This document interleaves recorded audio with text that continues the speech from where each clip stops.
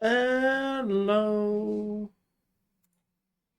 Oh, missing my webcam. Hello. Hello. How are you doing?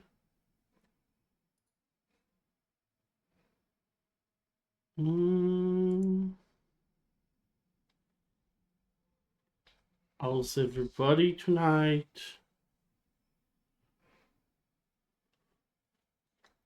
Hello, hello, hello.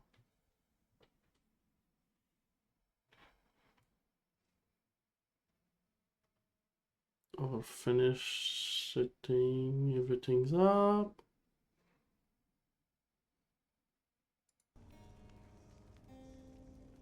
Here we go. So good night, everyone. Tonight we're gonna continue playing Pyre. I think we're getting closer to the end, but I don't know if we will end it on tonight, though. But we might be close enough to. So let's jump ahead and continue where we left off. Yeah, this one. Load in.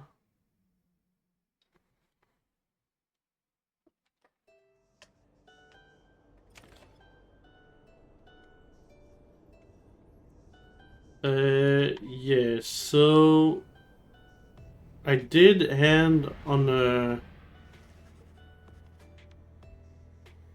Yeah, I did hand on the last liberation rite, who I failed for once. So did I fail this one or did I succeed?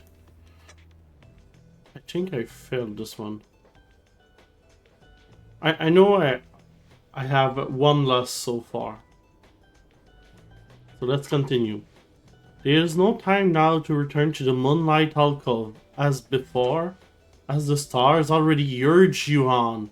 Everyone is ready to make haste for the pit of Millie. So it's going faster now. Let's already go to the pit of Millie. Pit of Millie.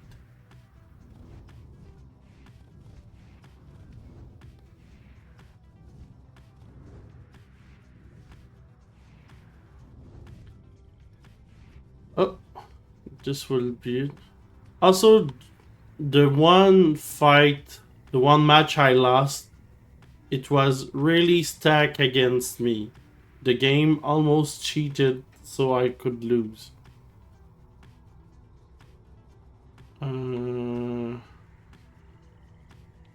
More vacation.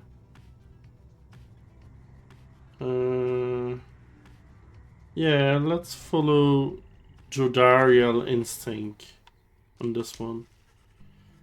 After having reached the poison land of Plague Mount, you volunteer to survey the grounds. You prepare to head out. However, your companions beat you to it in this case. I will put myself up. Please, reader, we shall conduct the survey this time.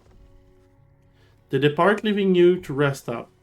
When they later return with nothing much to report, you are feeling better and are in the midst of deciding which of your vocations to pursue. Let's study again. Let's raise those stats. This afternoon you feel especially drawn to the Book of Rites and find a place to look upon its words through greater understanding from the reader's influence. Let's do one more quickness. The hate scribe who composed the book, their influences, their experience spreads through the pages into the willing reader's deepest consciousness. Inspiration comes to you in a flash, whether from the book or from written, you cannot tell. And we are faster now. Ooh, Jodariel wants to talk to us. Jodariel seems to be fidgeting with her arms. Blast these wretched things, readers. Have you any inkling as to how unwieldy they become with age? I long for the days when the wound in my leg was chief among my bodily concerns. Yeah, let's share her pain. You note that her horns do look rather heavy and express regret that they yet seem to cause her some discomfort. Your sympathy is noted, but it does not change the fact of the matter here.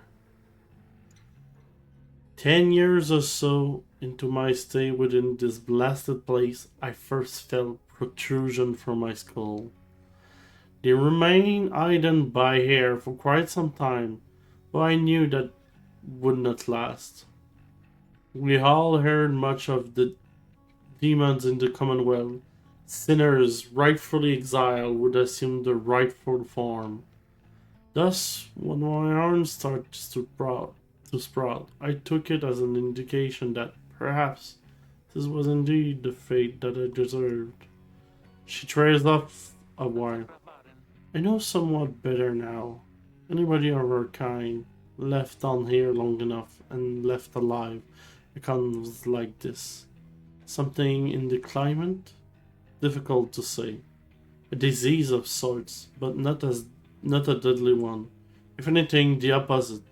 If we live long enough, then we live longer still, like this. Extended thus, or sentenced into exile. Sometimes I think, if these horns are here to symbolize my sin, then surely they are going to recede if ever I return. On nights when these damn horns prevent my sleep, my thought went inevitably straight to that hopeless idea, a naive hope which never leaves, despite prolonged attempts to rid myself of it.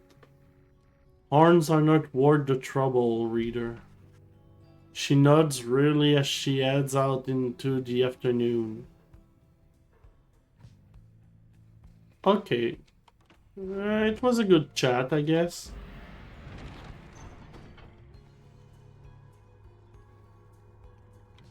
Let's go already to the Pit of Melit. Pit of Melit. Halt, everyone. I beg you, please forgive me my rudeness here. The black wagon has shredded to a stop en route to the Pit of Melit. There is some commotion as the lone minstrel motions for everyone to be still. Someone is there, along her path ahead. He points into the distance. However, when you scan the horizon, everything is still. You see no sign of whoever the lone minstrel referred to. Still indicates caution. Strange. I do not believe I was mistaken. A tense moment passes, then another. Then Tariq tenses up. Our guest. Easy. You look toward where it signals, and then, at last, you see the cause of its concern. There is no mistaking who it is. Oralic stand there, near motionless, atop some forgotten rock jutting from the muddy bleakness a fair distance away. He stands directly on the path of your black wagon, yet he shows no sign of acknowledging the wagon's presence. He appears only to be waiting for something, likely for you all. Tariq gets your attention quietly. Reader, what do your senses tell you this time? Oralic may have come with ill intent.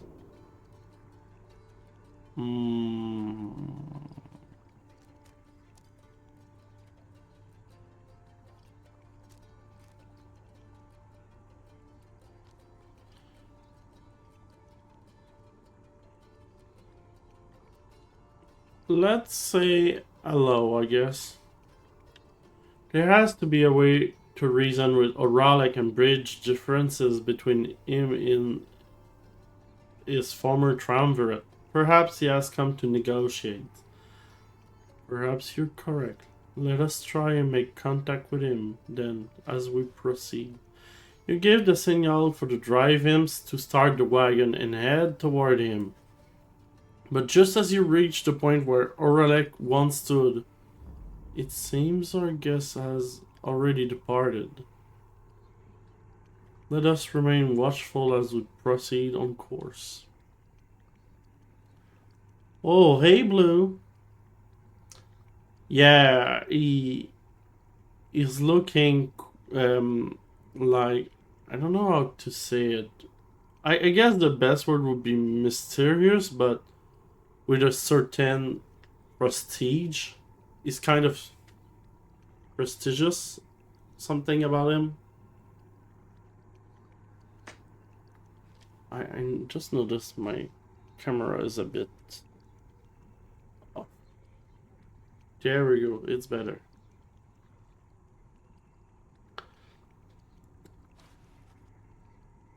Indeed, Oralic is nowhere to be found now. The unnerving encounter causes everyone to fall silent for the remainder of the trip.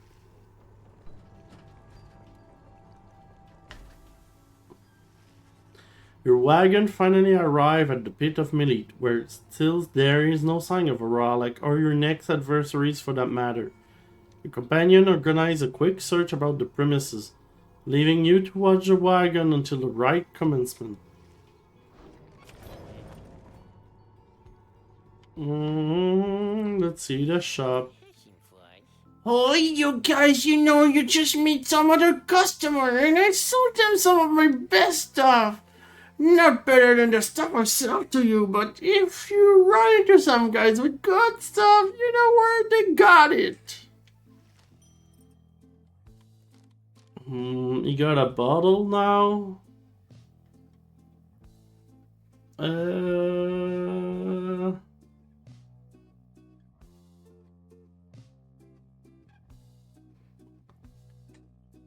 Oh, the game is very low?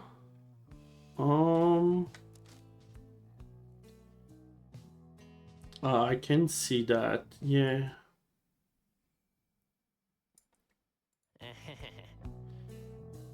What about now?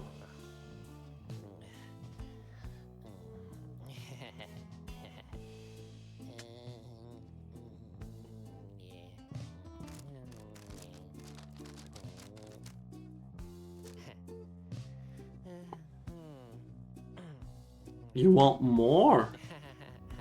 I want more.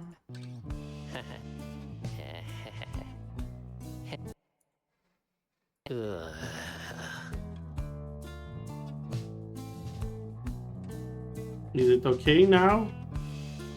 Comparing with my voice? I don't want to drown my voice with the game, but...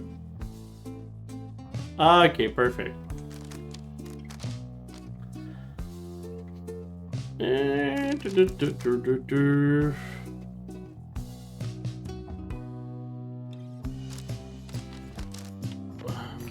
What do I have already? I have so much not enough money or anything.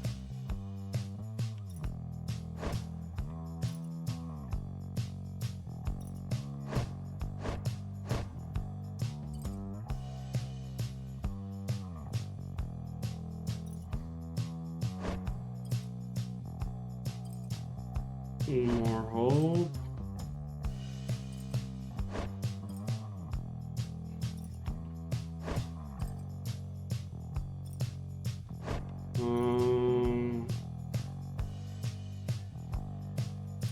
Okay. I think that would be it for now. Let's go talk to... Something is wrong. Someone is here alone with you. Oh, Radek. Oralek seems to be examining various objects in the wagon. Whether he noticed you, you cannot tell. What he's doing here and how he got in unnoticed, you cannot imagine. You watch him go about whatever he's doing, examining all sorts of things that you and your fellow exile gathered on the journey. He shakes his head. Oh, what is voice already? Something like, all of these trinkets, this wagon, it is most different. Welcoming, and yet I am unwelcome here, it seems. In my own wagon.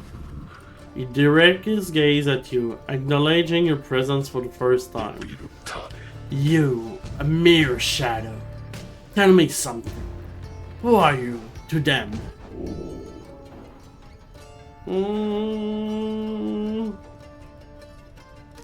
I'm their friends. With the power of friendship, we will battle and survive. You tell Oralek that you have traveled all across the downside with this group, and count them as your trusted friends. It is a different group now than in his day. A friend it is.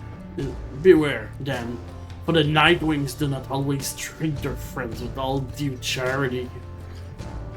Relay to them a message for me, Shadow. Tell them I shall have my night. He strides right past you towards the door, but then he turns to you again once more. I shall have my night. Then Oralek is gone. Okay. Several of your companions return as you exit the wagon. You explain what happened. However, none of them saw Oralek. Most concerning, reader, though. I'm thankful you are well, Oralek. He's always as a peaceful individual, and yet his disposition is much different now. Perhaps we had best inspect the wagon for any sign of tampering in light of these events. You and the other conduct an exhaustive search in and around the black wagon for any signs of the objects missing or tampered with, as well as sign of damage or foul play. The search yields nothing. No one finds any sign that anything was moved or tampered with. Even the drive-in seems calm.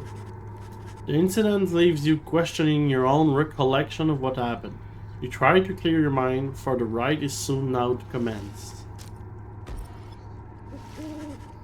Here among the soiled grounds of the Peak of Millet, you await the signal of the stars. There is no sign yet of your expected adversaries, the accuser. Then, the little imp Tizo flutters to you. He's screaming left and right. But before you can explain anything further, the stars begin to call to you.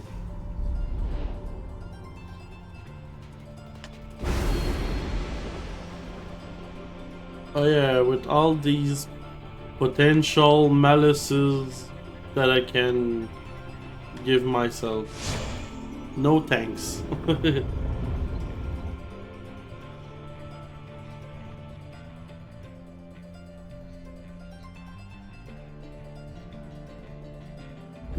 Ah, the infamous reader returns. along with her remaining retinue of miscreants. Hey, don't insult Too me. bad you failed to rid yourself of yet another one last time. Your adversaries, the accusers. He's not cool with As us. with you, they must be very desperate for their freedom. They shall not make it any easier from here. Yeah, in this game, the malices are super bad. Like, they messed up quite a lot. And I'm not sure it's paying back that much. Your companions are assembled and ready for the rites to commence. However, there's still no sign of your adversaries, the accuser. The little imp Tizo screeches something, cautioning you all to stay alert. But then, someone leaps forth from the shadows. He grabs at his mask. Haha! Cut out, you miserable beast! I knew it! After all this time, I knew that you were still among their ranks. Silence, fiend! You rob me of my freedom, my dignity! Your evil shall be ended here, and now, and you, Nightwing, shall not deny us meet thus again. Come then, my accuser, for we face again in no other than the spawn of the accursed imp, Aob the Swallow. Let us show him now that he is a disgrace. Tizo whistles something angry back at him. Whatever transpired between him and Lendl in the past, Lendl evidently has not let it go. Let it go? No, I was not saying it just in case. I don't want to be demonetized on YouTube.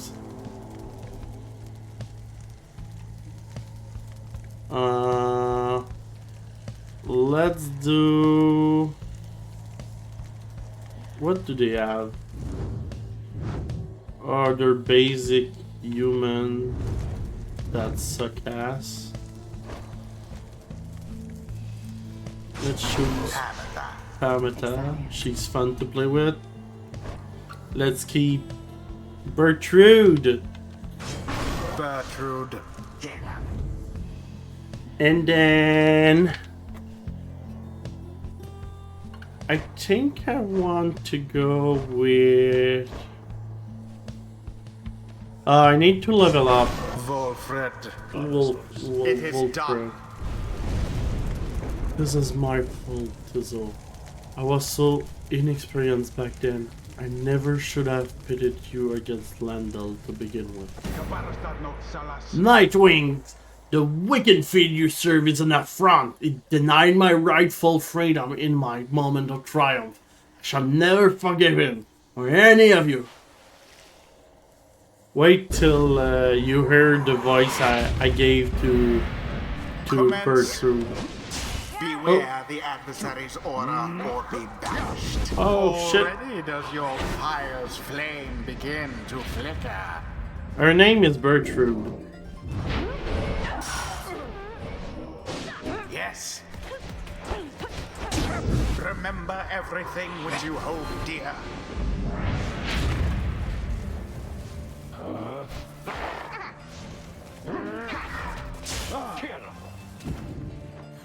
Tis taken.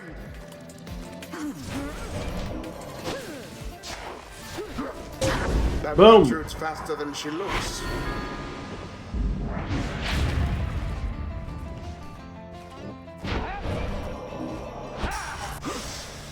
Lendl banished. As per the sacred law. Let's see you Nightwings keep this up.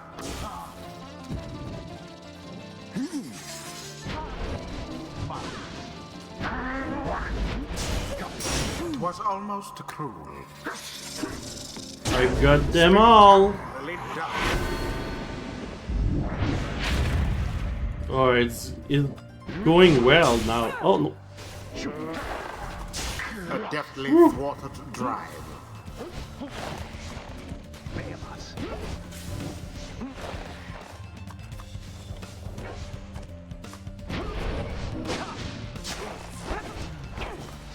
Boom. Exactly by the book. Man, they suck. Yeah, Army Accuser, we stop them there and now. That Lendl certainly enjoys a rousing speech, though talk means nothing in the rites. Boom, boom, boom.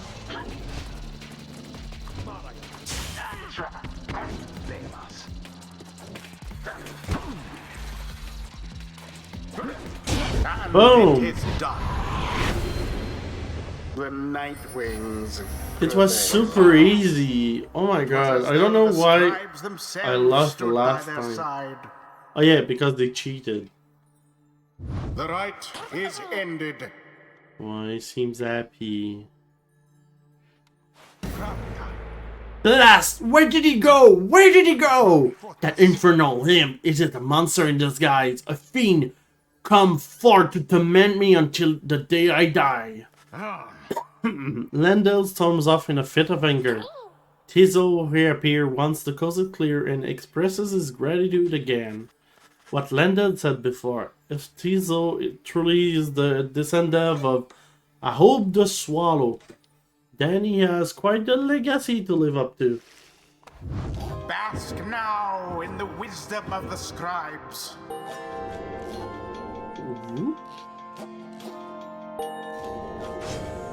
Oh Is yeah, it you recall there, Beaufort, my the old rites friend? demand we act as one mind, in perfect unison and harmony, and free any doubt. I've grown more accustomed to being part of the Nightwing of today.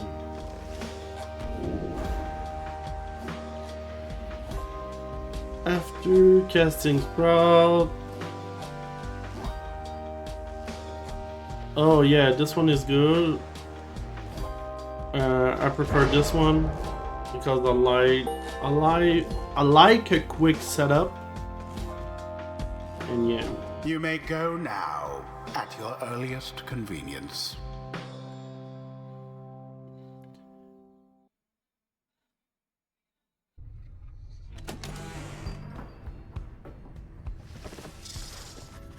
Oh, so much people back.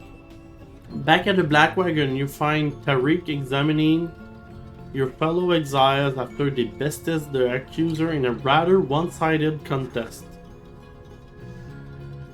It is plain to you that none of them look well. Tariq notices you there and turns to you. Reader, the faster turning of the cycle of the rite has put a strain on everyone. We have multiple cases of banishment sickness this time. It is fortunate that your other companions are available to conduct the rite, because I fear that this group here require rest. You bid Pamita a swift recovery and she nods weakly in response. You exchange a look with Wilfred, who seemed exhausted after the last rite. As for Bertrude, it is clear to you she wishes to be left alone right now. You leave Tariq to look after them and turn your attention to the star that remains shining in the dark outside. Oh, that will suck so bad. Oh my god. They all sick. I just said they were my favorite or something. Oh my god. The next match will be terrible. The stars yet shine for you, revealing various paths forward. Ah, Jesus Christ.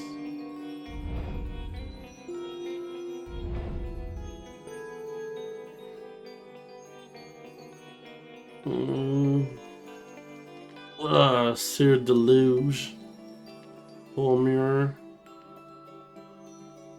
Or which one is it? Oh, this one is not so bad to challenge.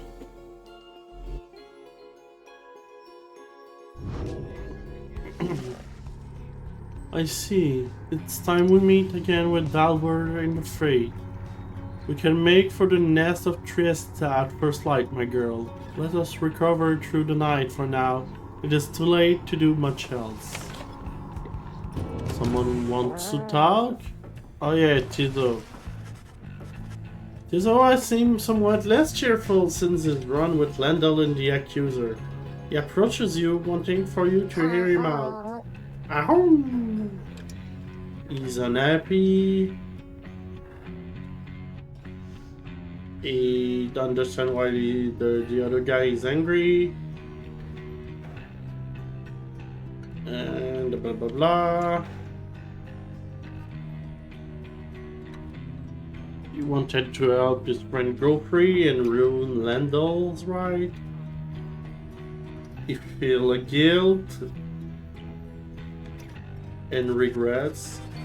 He falls silent for a while. Whether the 8th scribe ever intended for him, such as he, to participate in the rites firsthand is difficult to know for certain, but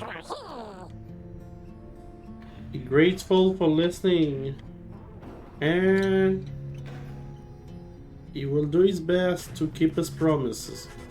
He bounds up into the rafters with some of the other drive-ins, regardless of whether he truly is a descendant of Aoub the Swallow. Surely the scribes would have been proud of him.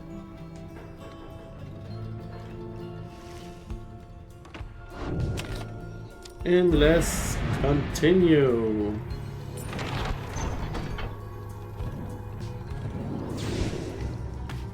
Like I said, I don't know if we're kind of close to the end of the game or not. But because sometimes he's telling me we will not be able to send everyone back home for some reason.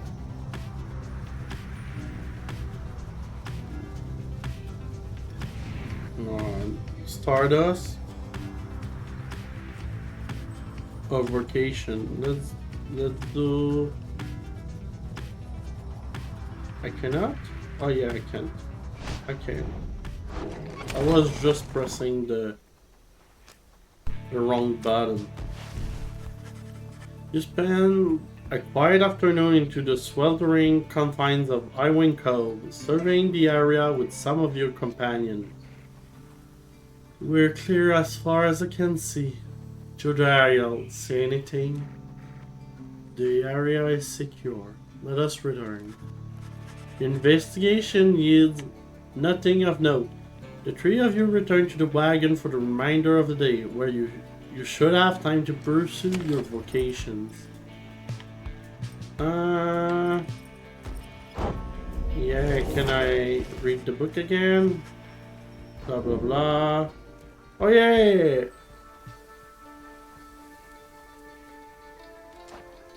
Let's do more damage. Blah blah blah blah blah blah. Blah blah blah. And now we can do more damage.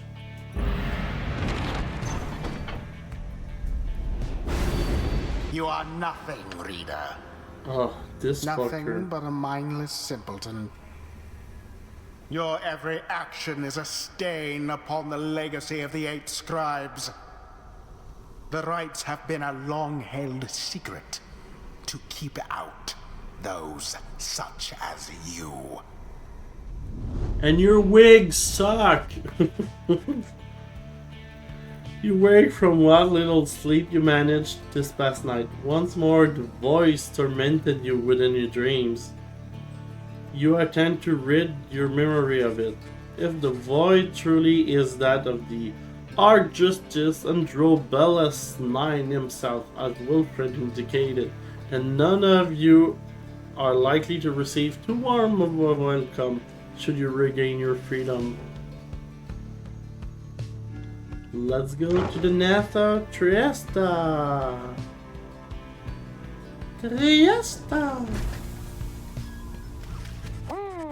A messenger hymn tracks you down into the thick underbush of the Black Basin to bring you news and rumor from the outside. This report, yeah, I failed to her. She's free and she's gonna do a bloodbath. This report's subject is Tamita, blood sister to Pamita, and stoic leader of the Essence. She was liberated at the fall of Solium, her transgressions all forgiven upon her return. And yet, old enmities remain in spite of Commonwealth tradition because of them. Tamita found herself held up in many rounds of questioning, each less informal than the last. All concerned the movements of her sister in the I-Wing remnants. Refusing to cooperate, Tamita demanded safe passage to her native lands, yet remains detained. She held that her own blood sister must have thwarted her once more. Meanwhile, the Athens are refusing to conduct the rites with any other race, and have not found a suitable replacement. You suspect you shall not face them then in the rites again. As you finish reciting the hymn message, you take notice of Pamita's reaction. I'm worse than dead to her by now, I think. Nonetheless, I'm grateful she returned, and I'll try to hold out hope she'll be the wiser for it. You thank the messenger him for delivering his news, and let it make good use of some sort of black wagon facilities before watching as it flutters toward the horizon. Well, okay.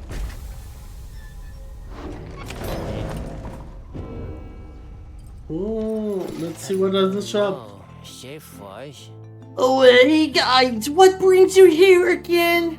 Let me guess, to find a deal in hell downside, that's what, I'm right? Oh.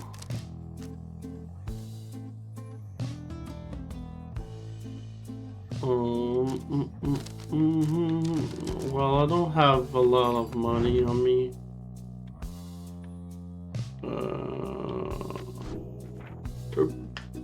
They got so much items, but I got so little money. That's terrible. And there's not many much way I can get money. That kind of sucks. I cannot try. Oh, you want to hear how Beatrice sounds like? Well, when she will be on screen. The night grows dark over the nest of Triesta, and you and your companions stand prepared at the appointed place at the appointed time. Tizo and your fellow exile exchange expectant looks, some with each other, some with you, though everyone is rather quiet now in another's company. You sense a vague concern in Sir Gilman perhaps having to confront the fates once again.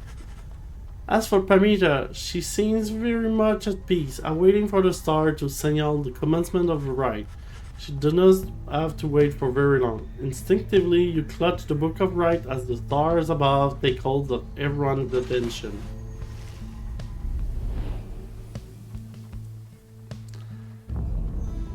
But I can say, try to imagine a French speaking in English, but smoking cigarettes for like every day of their life.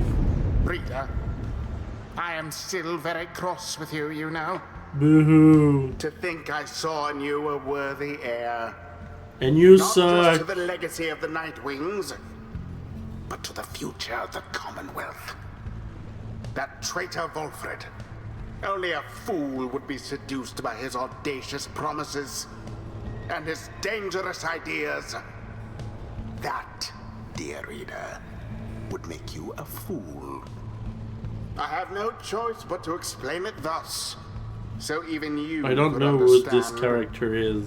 Now for this blasted rite. I don't know Some who of is us John still have our Lithgow. duties to uphold.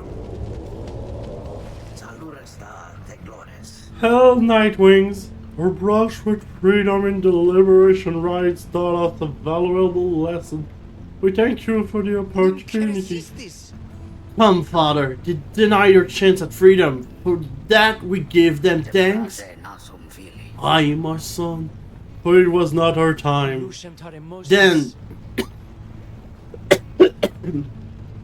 Then the scribes mock us. Nay, my son, now cease your blasphemy and prepare. We must do better. Choose quickly your triumvirate. Choose quickly. Well, I have 3 to choose. Give me a break. Sir Gilman, Sir Gilman, Jodariel, Jodariel, and Tizo. With that out of the way, begin now. Oh! I got the hit by them. Boom! A Okay. favorable start.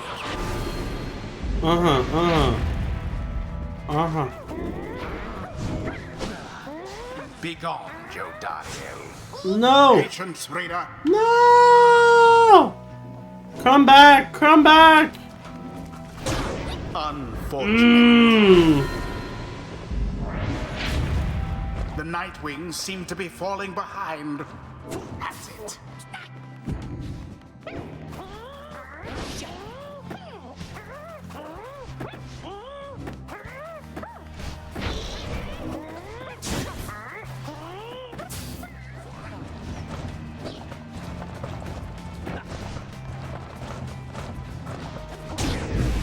Oh, come on!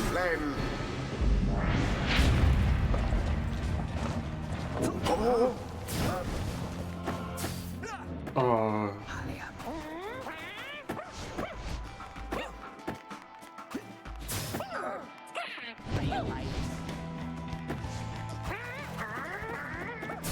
A mere attempt.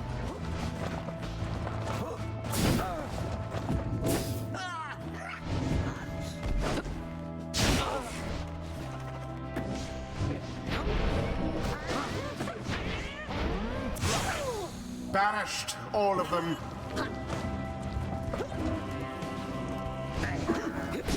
Oh, I don't know what I tried to do right there, but...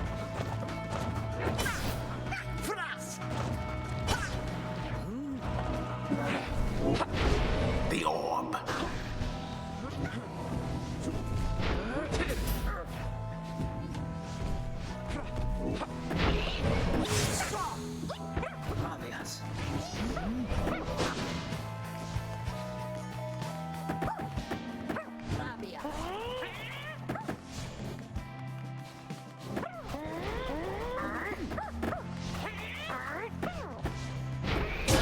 Now that is how to snuff. Oh, I had so much focus on that. It seems the Nightwings are a bit ahead.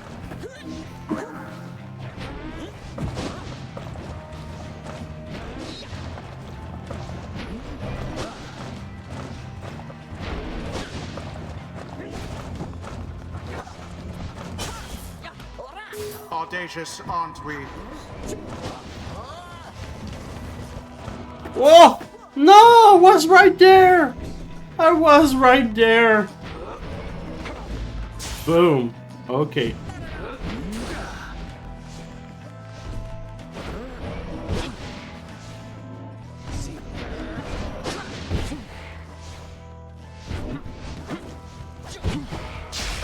Oh my God. Transpired there.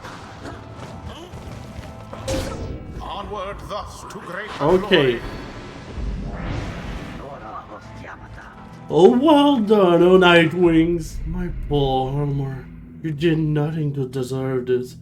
You have the family's courage and the family's grace. Our lack of the family's strength or the strength to tell you so. Courage, Elmar. The scribes are watching over us. And we shall be united with them always then and one another. Down goes Oh my that one. God. No!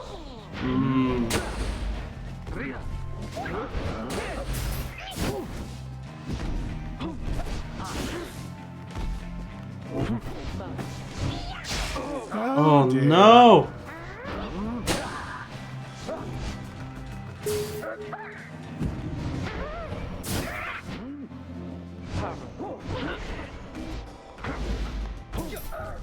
Oh my God. Into the fires of his foe. Okay. You seem unable to stop these people. If I were that one, I'd be rather angry.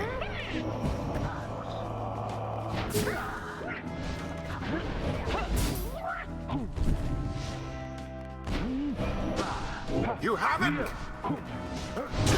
Their Pyre shan't survive. Boom. Oh, she hurts so much when she does that. Okay. Come on, just once more. Gilman caught out.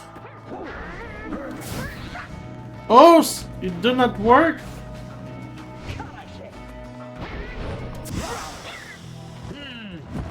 Okay. He's far, but she is faster. Oh, yes. The Nightwings prevail again. Mayhap the scribes shall still smite them down next time. It was a good one. It was kind of tight. Is complete. Hello, the scribes do not heed our prayers this night. Come, Almar. We are needed here no longer. There is much to learn from this experience. Ooh! The rites will have me think that I have nothing left to learn. Whether that be a falsehood or a contradiction, I am yet uncertain. Nonetheless, I shall press on, for the limits of my mastery always have exceeded my grasp, and I expect they always shall.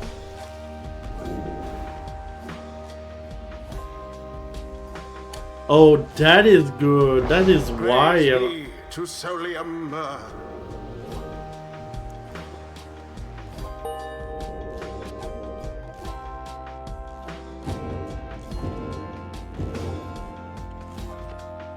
I eagerly await our next such outing. Yeah.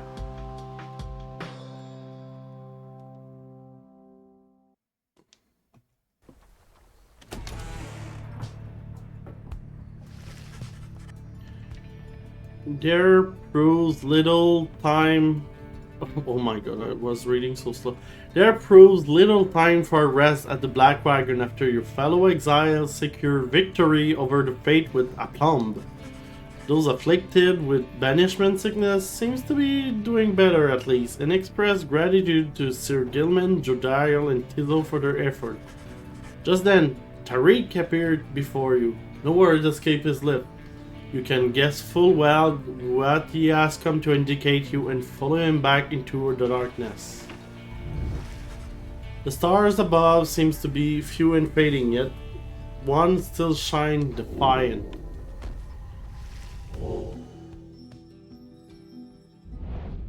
It's kind of funny, the most the game goes on, it just go, oh yeah, you did all that anyway, allez, go forward, and on and on. Oh yeah, I can see the stat of everything. You see, I lost 5 times so far, but win 16. And we did a lot of rites. We exiled 3 people. And we're at 61% of our probability of success. So it's going well for our mission. Oh yeah, this fucker.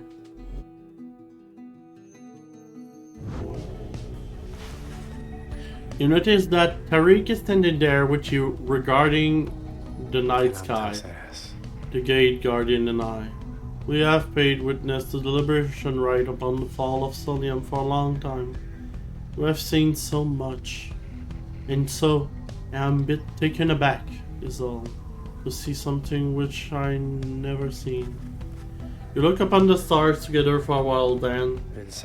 I wish for you good fortune and the wisdom of the scribes when you are absent.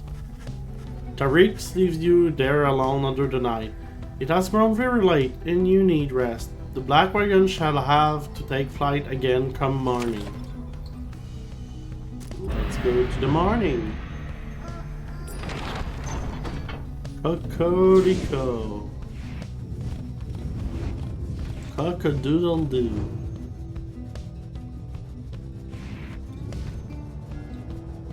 Blah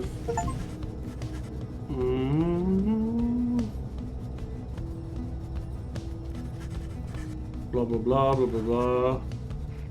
Okay.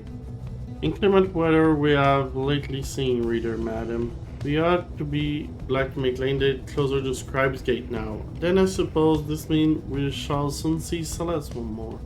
Then I shall go tell everyone to prepare for landing.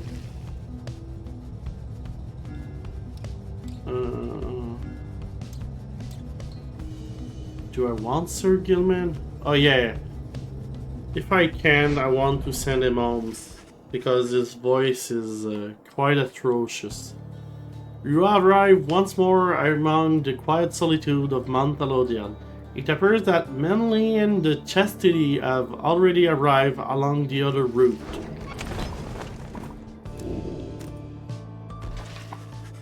With some time to spare after having landed, you join Sir Gilman on a brief expedition to the monument of Molten Melee. This knight now understands what he must do. His good companions inspire him to greater deeds. He shall prove to them that he is worthy of their friendship. Surely he can have his honor back if they see fit. You return the wagon once he's finished paying his respect. You have occasions once more to pursue your vocation. Tree glory? Oh, it will be gruesome. Hey, good evening, Temple H. Oh, Sir Gilman. Sir Gilman is training intently when you approach. Master Reader, this night was so engulfed in memories of the Sea Dominion that he failed to detect your stealthy advance on his position. Splendidly done! This knight would have been vanquished by you easily. This knight is fortunate to have you as an ally rather than a mortal foe. His kind routinely clambers from the depths of the Sea Dominion to see greater glory and, perhaps, a slighter, longer life expectancy with your Commonwealth. Such an honor that it would be to be assigned the rank of the knight and be conscripted onto the front line of the Commonwealth again, the vicious winged enemies. In the Sea Dominion, it was our ultimate goal to fight our way to the surface, past our brethren, past the Razor Reef, the Strangled Kelp, the Snaggle Fin that preys upon our kind. Sir Gilman continued listing undersea dangers and terrors for some time. Past the Blood Sniffer, the electric squallops, the rogue worms of the frigid current, the paralyzing net of the far fissures, and even past the scalding water of the glowing trench. Finally, he trails off.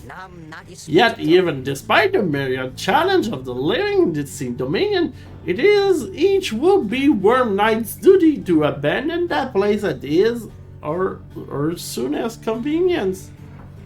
How enormous it was to learn that life within your Commonwealth has quite a bit in common with our existence on the sea. It was not all pomp and glory, all the stories told. Perhaps it is our lot as Worm Knights to bring strife with us whenever we should go.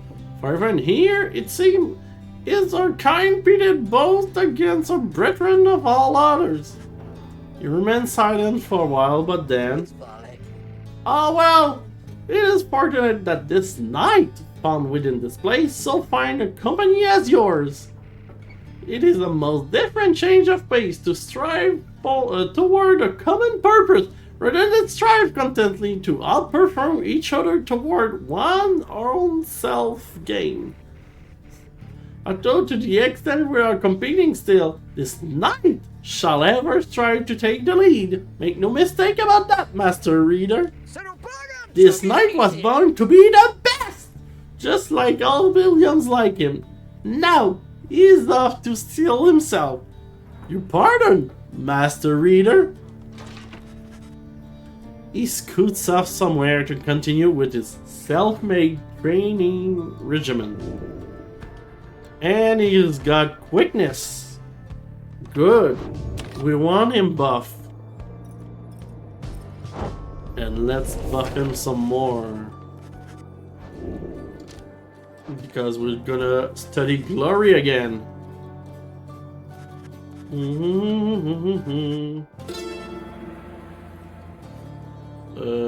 Blah blah blah. Yeah, it was saying it was the final time that we could study the book, so that's good. You look up to see Tariq there. You had not noticed him. He looks up at you with his strange eye, a color not unlike the binding of the book, and smiles at you faintly. The moment passes and he turns to go about his business. He leaves you there. You realize you are clutching the book of rites to the chest. You manage to pull away. Oh. Tariq is getting strange.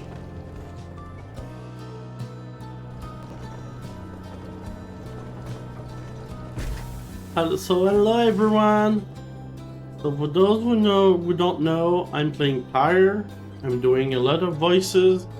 It's a fun visual novel part, sports game, tactical, RPG-esque. So let's have fun together. Again, you stand before Scribe's Gate, where the Great Guardian regards you all above an archway carved from stone. The exile of the Nightwings.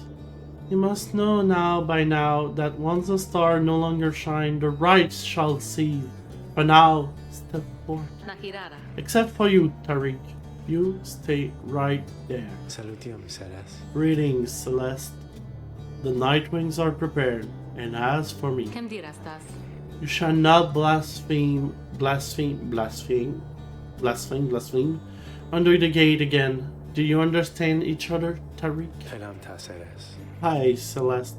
I apologize for my behavior before. I shall adhere most strictly to my duties. Be sure of it. Now each of you come forth. Please state your names and what it is that you seek while crossing Scribe's Gate.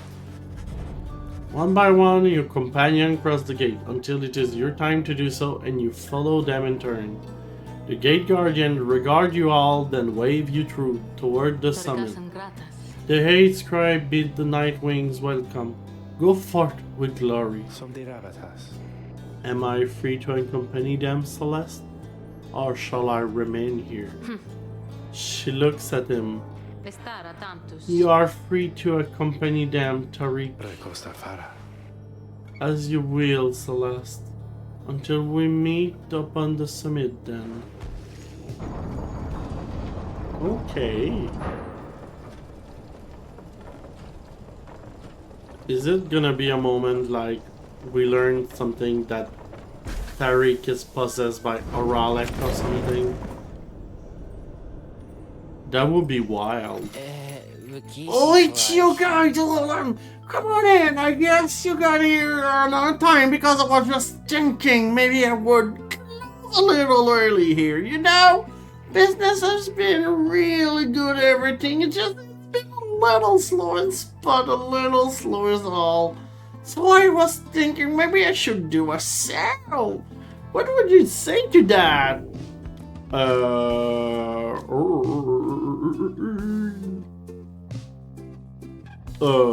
Go for it. I want stuff. You suggest the Falcon Run that a sale might be a good idea to liven up things a bit. Well, I guess maybe that's a way to look at things, so then I'm gonna think about it. Still on it a while, but no promises, okay? So, you buying something here or what? And what is that? Oh, okay. Well, I already got this power.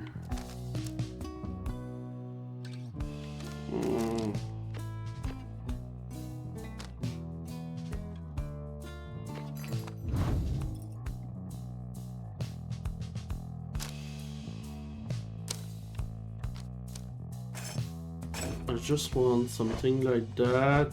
I have a chance to come back. Okay. Be seeing you around then, eh? Okay. Let's commence this. We shall not fail this time. We shall not fail. Once more, the time has come for the liberation rites, where one amongst you all can go free if you prevail. Freedom is likewise at stake for your adversaries, the chastity. As your companion gather under the fall, awaiting the commencement of his visual rite, Tariq finds you and regards you in his calm fashion. Night is falling. These moments prior to each commencement, I must admit, they give me pause, knowing so much is at stake during the trial that is to come. Tell me something, would you, reader, to ease the waiting for us both. I have traveled far and wide, even beyond this land. However, the Commonwealth, I know only through word and song. I sometimes think on what life would be like it out there. If you were not ensnared within this place and free to roam your country, what would you have done with all your days and years, rather than striving here under the star? Oh, what a deep question. Land, seas, retired, fought for freedom.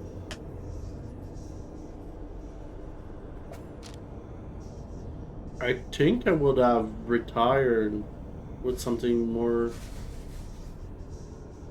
quiet. Yeah.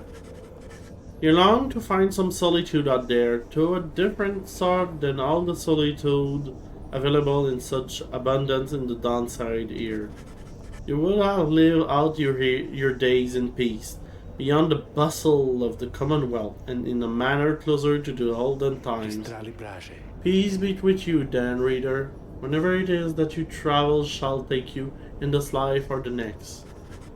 Just then, Tariq looks forth, and you see that it is time. The star above, though faint, begin to burn. Liberation rite. Liberation rite.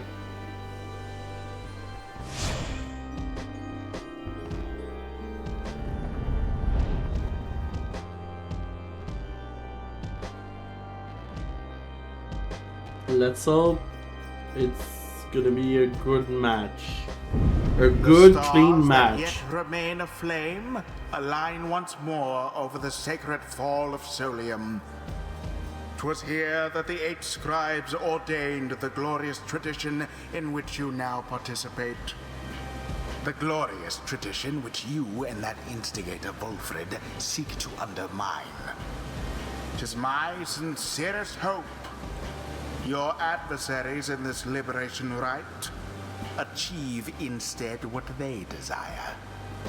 May the chastity soon douse those flames of yours. Let us get on with the proceedings then.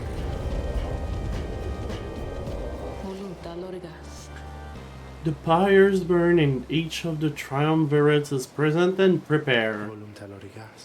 I concur. The pyres burn and each of the triumvirates is present and prepared. Then, anointing of the one of the chastity, come forth now and declare yourself, and pay any respect you have unto your adversaries, the Nightwings. Manly flourishes onto the ground and grabs his mask with his spindly fingers. Warmest salutation to you all upon this blessed eve. I am H. Manly Tinderstuff, and I must say that I'm very moved to be part of these proceedings. It shall be my humblest of privilege to return quite soon, I hope, unto the Commonwealth, where I shall dedicate myself in full toward the betterment of that society. I long to be part of this glorious tradition, even when my freedom is rightfully restored. For is it not the case that exiles such as we are called upon to lead? How you govern in your Commonwealth is none of our business here. Your intention shall mean nothing if you do not prevail in this rite, Manly Tinderstuff. Oh boy, I mean no offense, man, no offense at all. I shall serve well these rites, I promise. Why, I should think I shall be sending many exiled here into the downside to replace me. I can think of quite a few would think I would benefit from experiencing the wonderful tradition for themselves. Then Manling covers his face again. Now, as for you, Nightwings, may no attempt to undermine me here, and nothing shall befall you and your loved ones in the Commonwealth. Is it the deal? Oh yeah, the instrumentalization of this character is good. It's feel kind of noble and condescending at the same time somehow. Nightwings, on whose behalf shall we conduct this liberation rite? Choose quickly. May you heed your heart in making your choice, reader. I trust you are prepared to play the hymns with me, Tariq. Always, Celeste. Whom do you endeavor to return? Oh, I cannot free the worm again. The worm is stuck here. Then let's free Tizo. Yeah. Who shall stand with him? Oh, what do we have? Oh, he got a bird and a... Okay, he got a harpy. I think she will be good. Gertrude. Oh, I hope you're still there, Blue, because you will hear a little bit of Gertrude.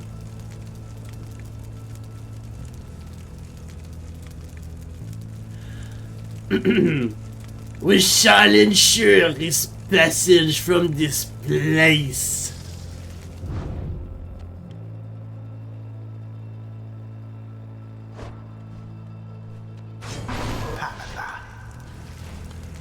Glad we're giving him another shot. The choice is cast. Now it begins. Do me this favor, if you please, and stand aside like a good sport there, hmm?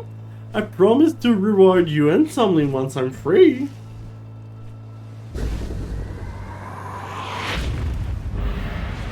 Commence.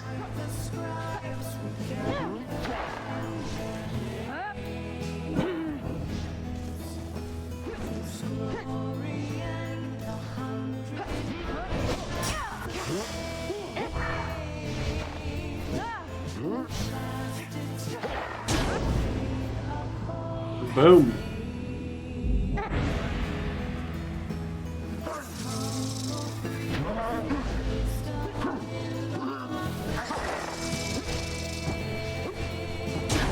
Boom.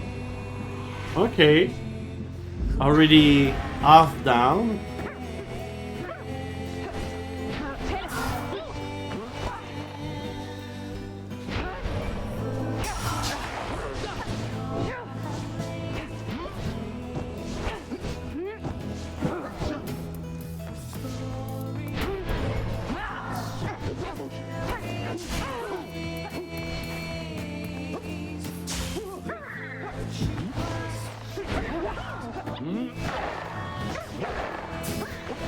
Oh.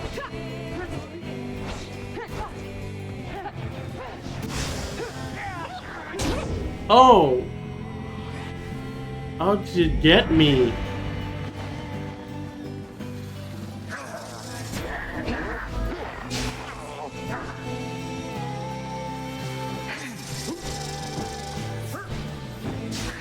Oh.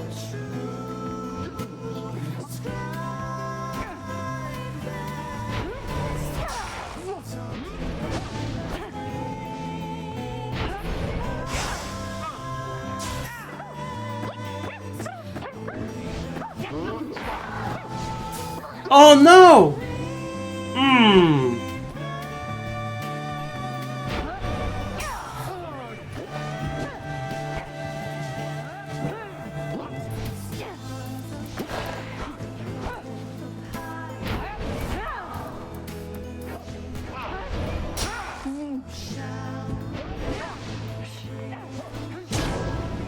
I will fly overhead then. If you won't let me through. Oh, what this now? It seems me to describe so enjoy your company, the entertainment we provide, that they have deigned to reignite our pyres. Observes. Something stirs in the sky. If the heavens are to rain and reignite your pyres, then the rite shall continue here. One pyre or one or the other is put out.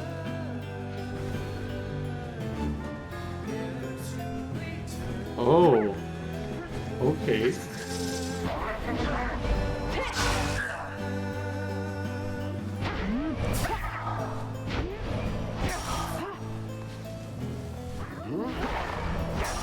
Be gone, you lot. Ah, yes. Boom. Okay. Let's see you Nightwings keep this up. Yes.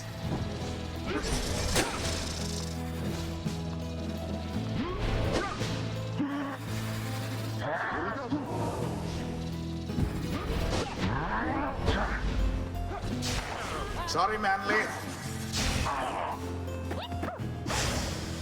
Fully banished. Teaser Woo! takes the plunge. Yeah. Okay.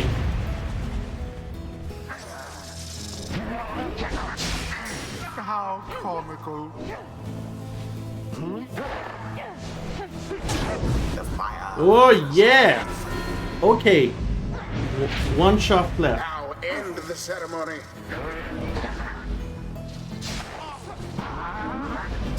So fiercely fought.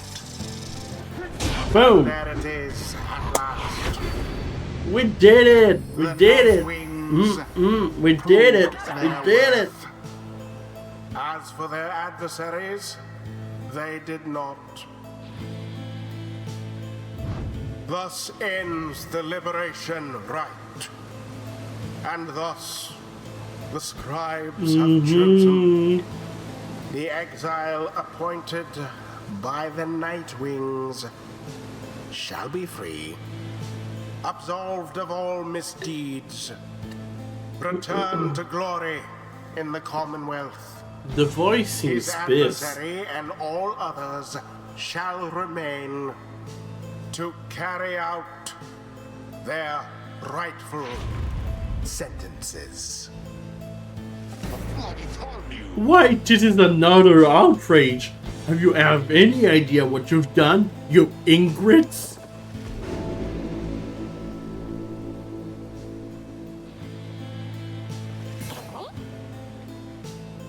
Oh. He looks around as the reality of what transpires sinks in. It would be sad. It is goodbye. He's glad. He also doesn't know what to expect to the Commonwealth. Nevertheless, he vows that he will keep doing his part to benefit Wolfred plans. With that, he splashes into the shimmer pool and is gone from you. You hear him chirping Wild Lamstein. Hee. Best of luck for all and remember him. Godspeed, Tito. Perhaps the scribes are watching even now. Watching as their glorious tradition draws to a close. Okay.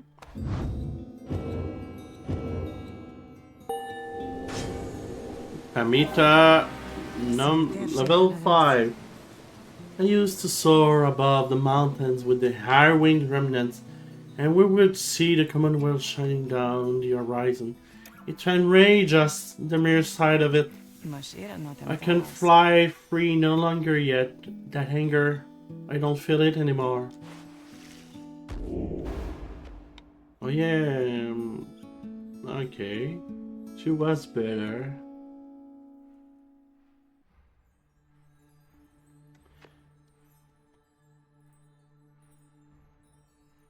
Wing Furry, what is...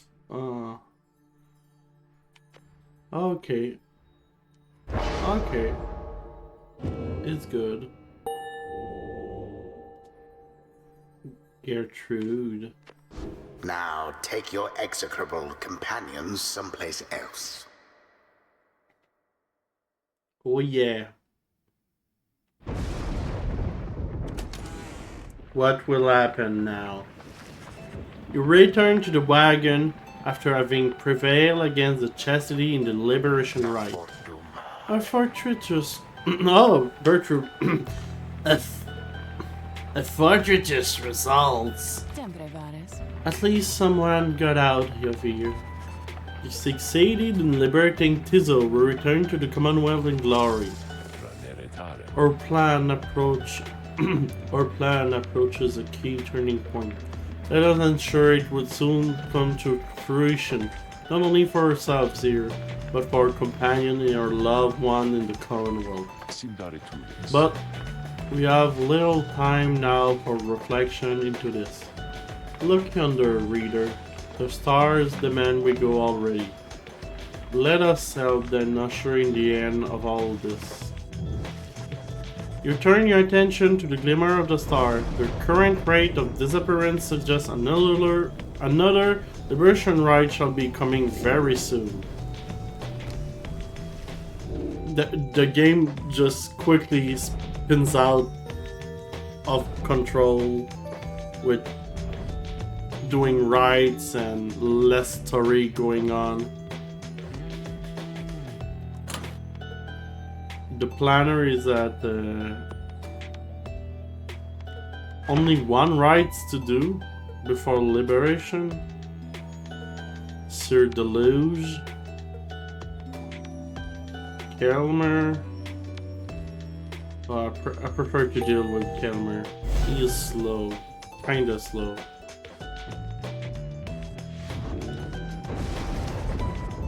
Now the stars bid you to return to the Isle of Kilmer, where you shall stand against the Tempers once again. Your adversary Ignarius likely knows the cycle of the rite is drawing to a close. His last remaining chance to earn the favor of the scribe, then regain his freedom, is likely hinged on the outcome of the next rite. The cycle of the rite is soon to end. The exile of the non-side striving to be free. Your adversaries, your companions, even you yourself are running out of time.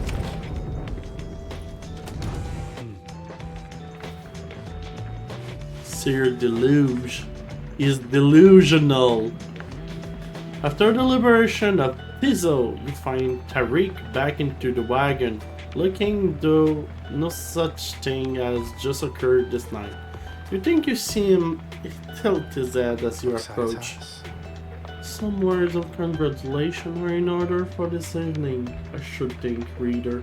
And so, congratulations on prevailing in the liberation rite. Surely Tizo shall be most grateful, and his safe return to the Commonwealth will benefit the plan in which you now all play a part. As for adversaries of the chastity, this must have been a bitter loss for them in Menley, although they must have known their chance was far from certain. Thus, shall we all await the next turn of the cycle of the rite.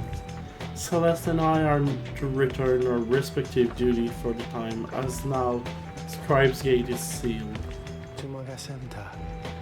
Thank you for coming by. Have a nice evening, and see you next time, Blue. I await when we shall meet. When next you may yet live up to the glory of the Nightwing in the eyes of the Hate Scribe, which yet shine down to us. He trails off, then nods to you in his cordial manner. He bids you a good rest for the evening.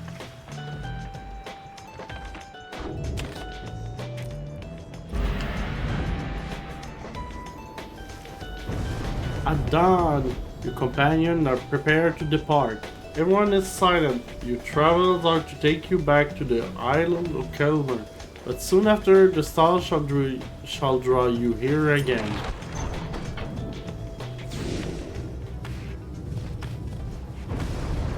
Let's go. Woo.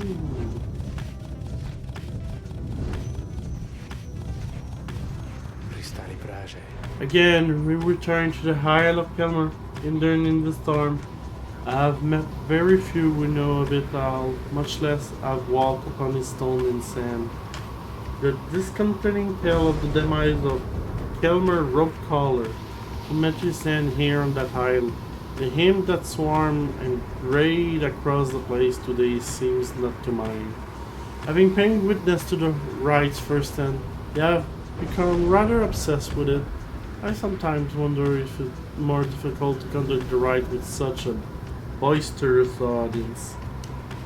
May the Templars find their way shortly, so that the hymns may have a contest they desire. Do we land here? A talisman. Something of value. Let's go with... Oh, I need money. Let's go with that. I think it would be better. Let's explore the reef. You make time to explore the murky water of Barred Reef with your companion. We have seen nothing, though. Not much, though. There's a lot more area to cover if nothing better to do. They turn to you. You may continue searching or return your wagon empty-handed and pursue your vacation. Let's keep searching. You spend more time exploring unchecked nook and corner in this area. It is a next-step process, but eventually your search yields something you can use. Storm cap. Oh, and a lot of money with it. Finally, some money.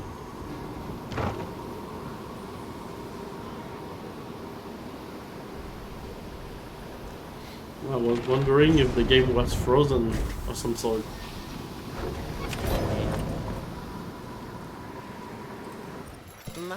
Hey guys, so I noticed your little imp buddy ain't with you anymore. Is he okay?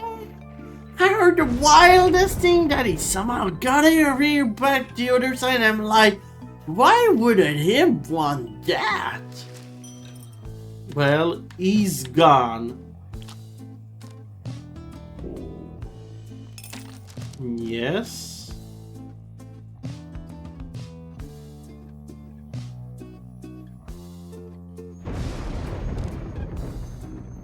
Oh, hey there, Mishka. It's cool to see you in the chat.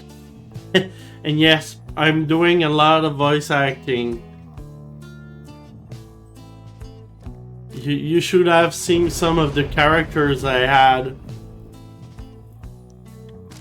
So, with $99 in my pocket, can I buy something interesting? Oh, can I sell that?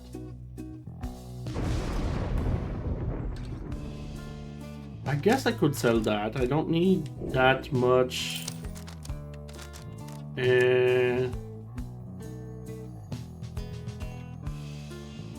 I don't think I need quickness anymore because I have better quickness equipment. Take longer to return. Restored by 5.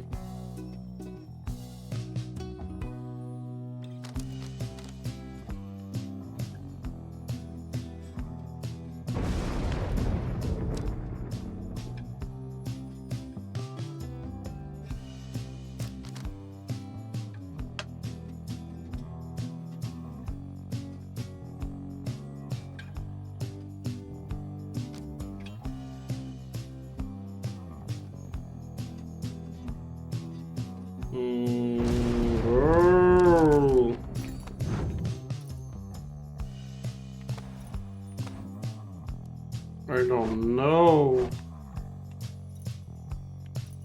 This one is good.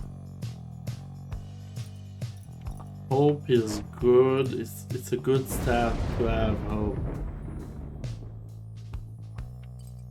Or a burst is good. Chance to come back quickly.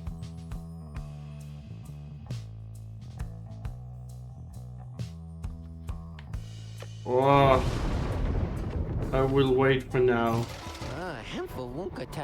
You guys really are my favorite customers, you know.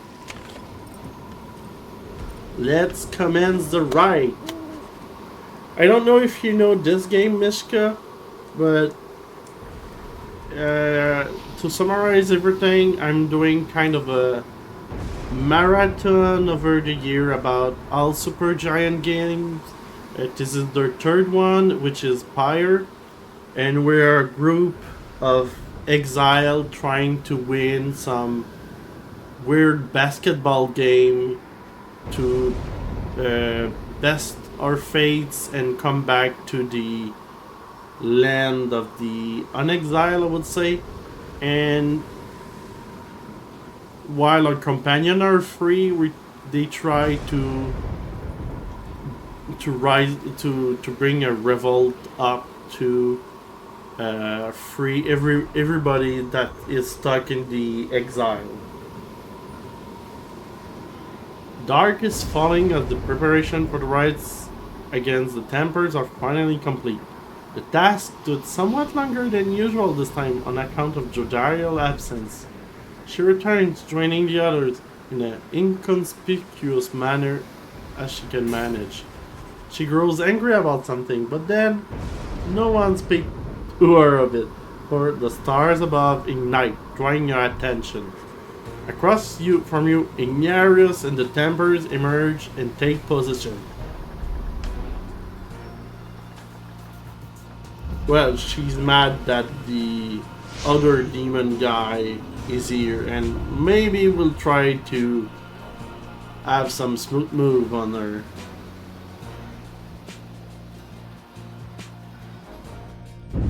Reader, it seems the stars once more have mustered wherewithal to usher in the rites.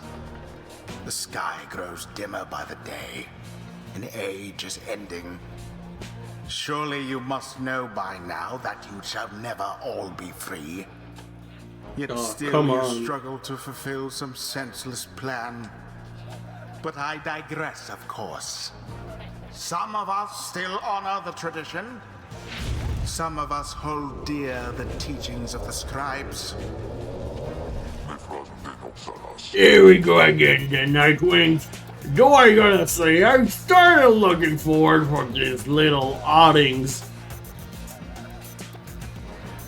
Might I say, it's all keeping me going anymore these days, you know? Not like I'll be getting out of here. But doing all this right stuff, to keep some time, I guess. Is that all this is to you then? A way to kill some time. Curly horns! Having ways of killing time ain't nothing to scut at. What else is there to life but killing time? Now let's see you take that anger out on me. Who shall it be this time? So, yeah, I don't remember what he have. He have demon.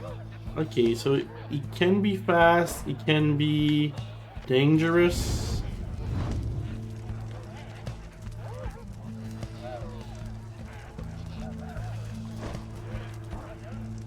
I think I would want a bit more.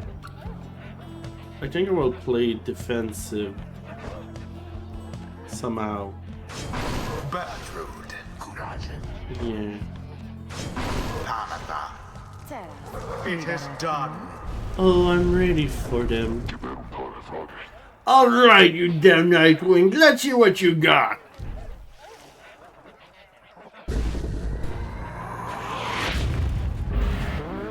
Now begin.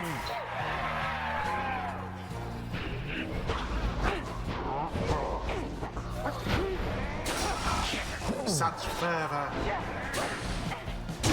The Nightwings make their mark upon the flame. First dunk of the game.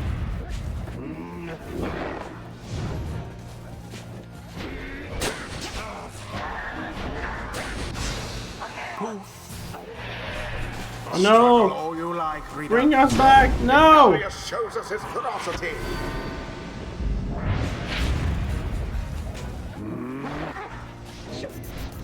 Engulfed within the aura.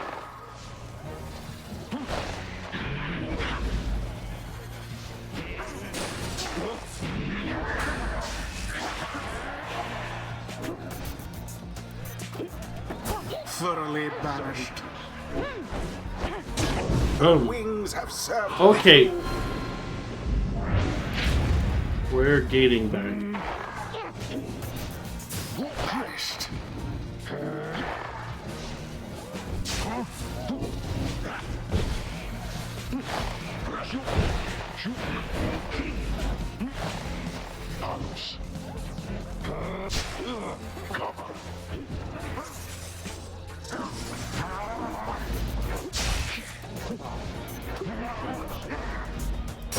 The orb, take it. Woohoo! Such wherewithal. Oh yeah. Perhaps you are worthy. Stand not in glory's path. Oh no, no, no, no.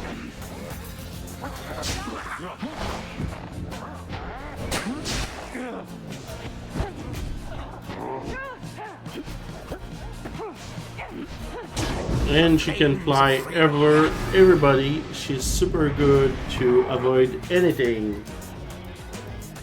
Yeah, you Nightwing, you've been practicing, ain't ya?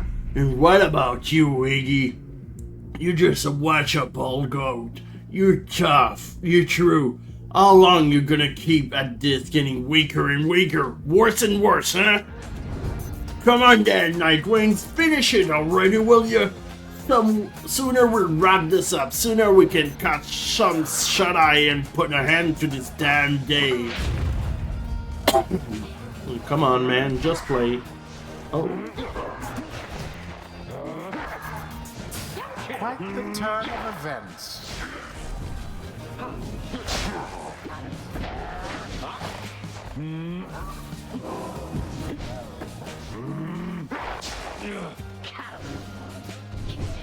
Okay.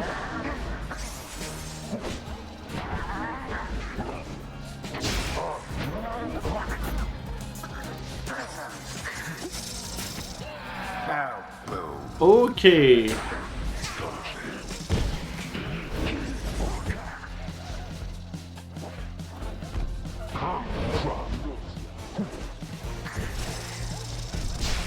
Oh no! Too bad.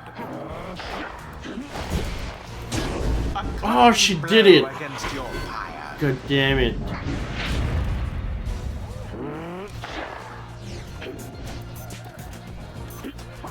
Somebody get the orb. So it is. Ooh. Okay, one shot left. We need Go to on, just get once this. more. Oh yeah.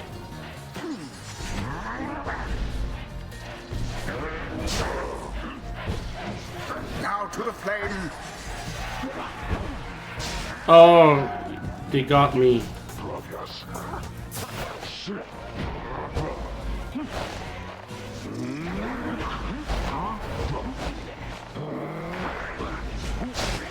Such chaos.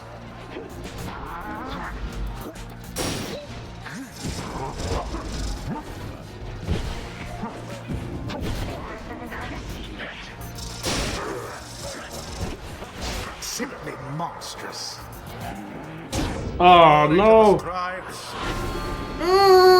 It's a close match. I don't like this.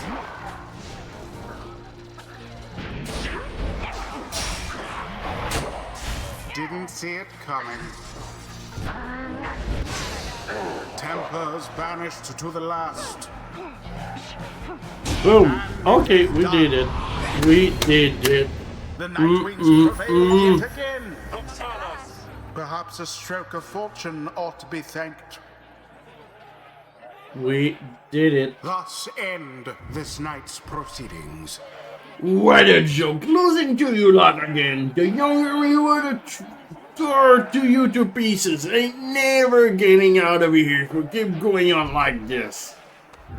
The rites do tend to teach Well, I something guess of sucks to trust. be you.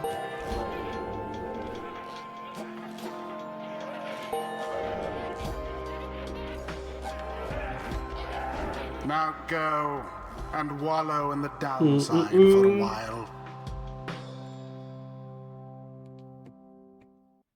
Okay. What happened next? Inside the wagon, after overcoming the tempers, Bertrude is discussing aspect of the outcome with the others when Tariq seeks you out. Pardon the interruption, reader, though I need to ask you a moment of your time while the night is clear enough for you to see. Please come have a look outside. Perhaps the news of your next destination may further stir the heart of your companions. Among what stars yet remain shining in light, one of them now burned as bright as ever you have seen. Let's see.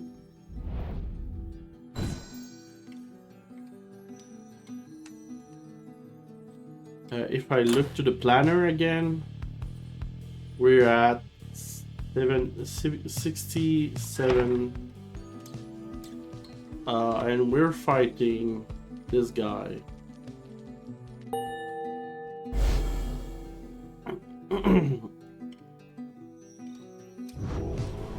Okay, the cycle turns even more quickly now, until such time as it shall shudder to a halt. He makes a sound then, almost like a laugh. I forget myself, reader. I should not say such thing. The scribes, they would say that one had focus on the path in front of her. When we set forth to walk a long and elaborate path, it can all be too much if we stand back and look upon it as a whole. We may all decide to turn around. But if we begin to walk while casting down our gaze and resisting well the urge to look too far ahead, we may make steady, careful progress. Soon enough, we may arrive where we endeavored. Tariq bid you a good evening. You had best retire for the night, for when the first daylight comes, it shall be time again to take to the sky. Let's go ahead.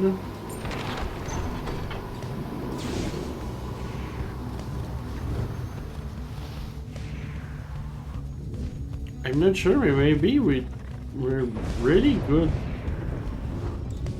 to maybe finish. Oh, what happened? Your wagon reads from the impact of some sort of massive object slamming into it mid-flight. False night wings. A riot calls down to all from you atop of his wagon. Again, you seek to climb that cursed mountain beneath us. Again, you seek to take my rightful place. I should send you crashing down to it, that you might fall as I have. He stares down at all of you, but I shall not. Rather, we shall meet upon the summit. Here the last cycle of the rite is ended. Until then. Is it really the last cycle? Sir Gilman? Let's do Jadario. Useful. You make a landing on the sacred Mount Elodiel after you encounter with Oralic. Oralic spoke the truth. He has a right to gain the summit. When the time comes, Celeste shall deem him worthy and shall let him pass. While he has transgressed against the right, he has also already been anointed to prevail.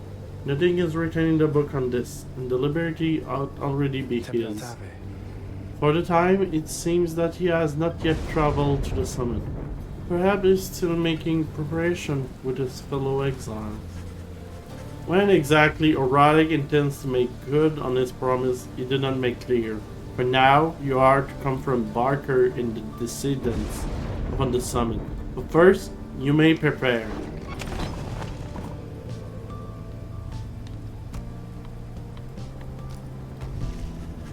Later that afternoon, you accompany Jodariel through the great heights of Temple Pyre Road to the monument of Luz Superior.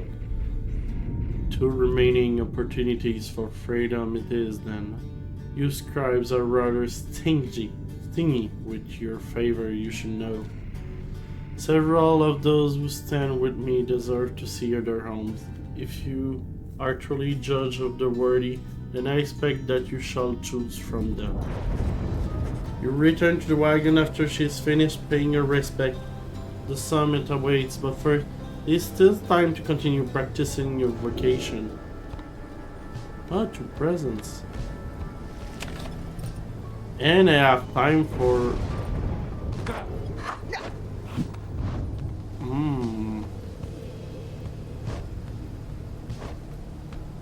I mean, I think I should mentor him to give him another ability. Certainly, I would appreciate your point of view. You and Wilfred review what observation you have made thus far about the various triumvirates you have confronted on your journey. He has a keen insight about some of them.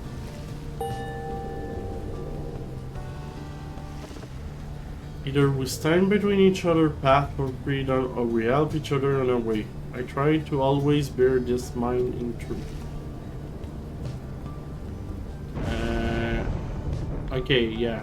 I was going to say, can you move your head a bit? You're kind of blocking the view.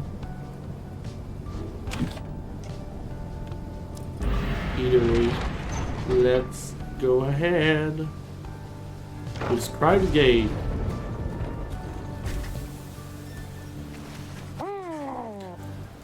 A messenger him with news and rumors from the other side managed to track down your wagon in the ancient formation of Mount Elodiel. The hymn played this information is about none other than Tizo, who you liberated at the fall of Sonium. Everybody says he's the first creature of his kind to come to the Commonwealth. While this unique status brought Tizo no shortage of prestige, he nonetheless experienced difficulty acclimating to the new environment. It seems that he grew quite despondent. Then at last he managed to track down Wolfred's agents, with whom he is working to find a means to bring more exile home.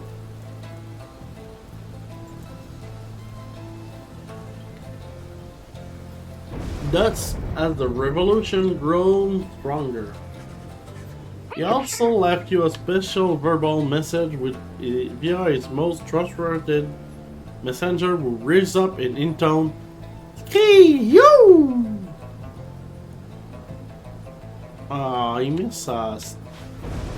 You thank the messenger him for the report and ask that is really your kind regard.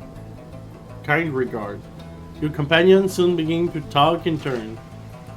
Oh, oft it is said that good things come in smallish packages, and Tizo still that living proof, and living he remains apparently.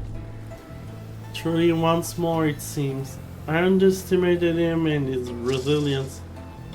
Very bright, that one would have served well as a familiar. Perhaps someday yet it shall be so.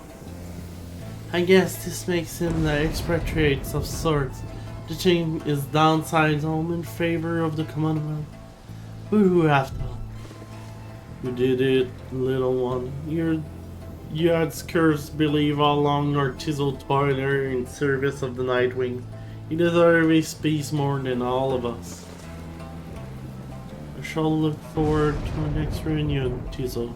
Perhaps when we are back among the stars. The news of Tizo adventure in Commonwealth fills you and your fellow exile with newfound resolve. And we got one hope for the next rite. This is going well. You return once more to Scribe's Gate, where the Gate Guardian awaits under a dim sky. The exile of the Nightwings, and you, Tariq. Tis to be one of our final meetings. Greetings, Celeste. The Nightwings are prepared, and afterward I would have words with you in private, if you please. It seems to me rather late for words now, Tariq. I shall hear them once your charges cross the gate. Now, all of you, come forth. Please state your name and what it is you seek while crossing Scribe's Gate. Once more, your companion crossed the gate, one after another, and once more you follow them in turn. The last regards you all and then waved you through, towards the summit. The hate scribe bid the night wings welcome. Go forth with glory. And Tariq, aye, Celeste. You may rejoin the others in a while. For now, I wouldn't hear those words of yours. Certainly, Celeste. Everyone, I shall see you shortly.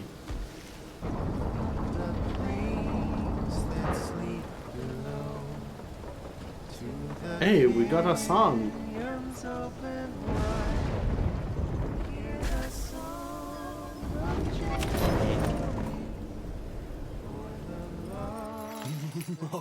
Oh, hey, this got it real complicated here, but it's worth it. Let me tell you, good luck with customers stopping by.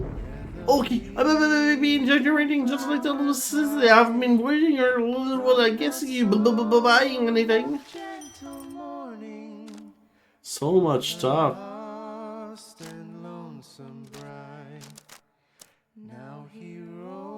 Oh, they both sing the song.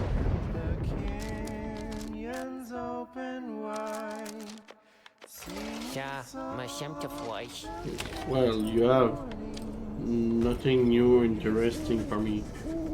The time has come again to deliver one of your fellow exiles to our oncoming in the Commonwealth, lest your adversary, the dissidents, achieve to do the same instead. Tariq has returned and approaches you in this as you await the signal for the star. There is something that I wish to ask you, reader. Something which ordinarily would not be my place to discuss in any detail. You have the star. If you would not mind my asking you in such direct manner, how many liberation rites are you supposing yet remains?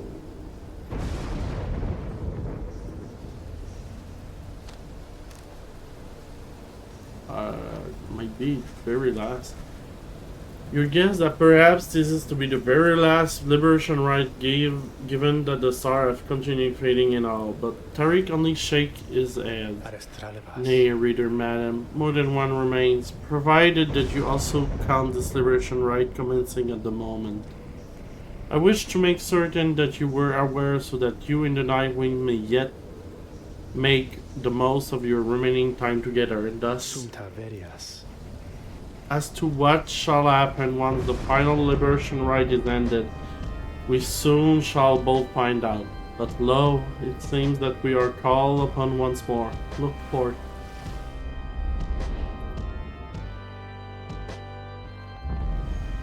We're fastly approaching the end, I think.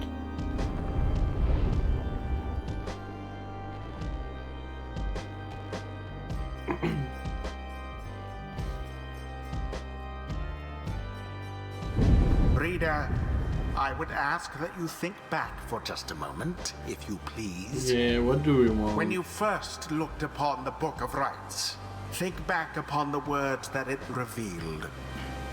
Oblige the voice that tells you more. Oblige the voice that tells you more. Would that the scribes were here among us still. I would not sing your praises to them, rest assured. I trust that you shall savor this occasion. You shan't have to oblige me for much longer.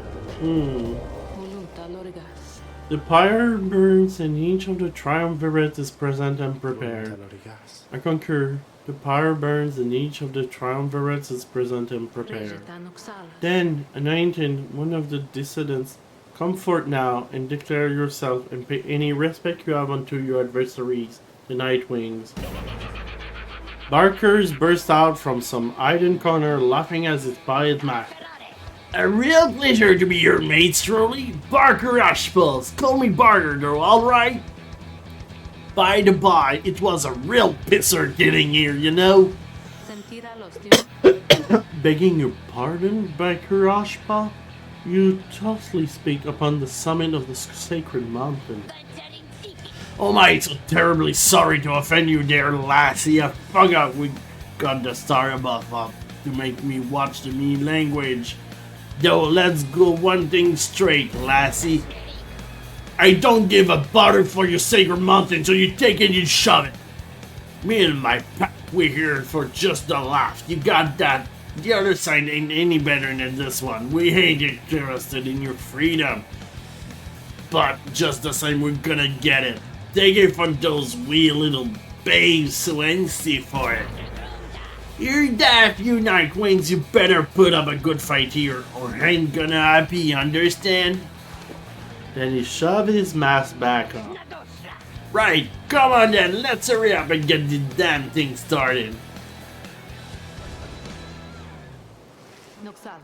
Nightwings, you choose in whose name shall you conduct this liberation rite? I wish you the wisdom of the scribe in making a just reader. And I wish you to come prepare our song with me to reach. Whom shall you attempt to send home this time? Oh. But I don't want to free any of them. They are so good. They are good characters. Man, what should I do? I think I will free. Oof.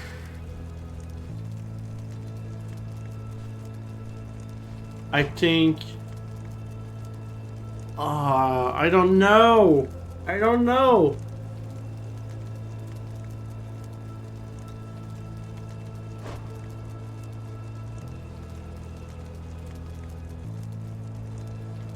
I think I would free Jodario.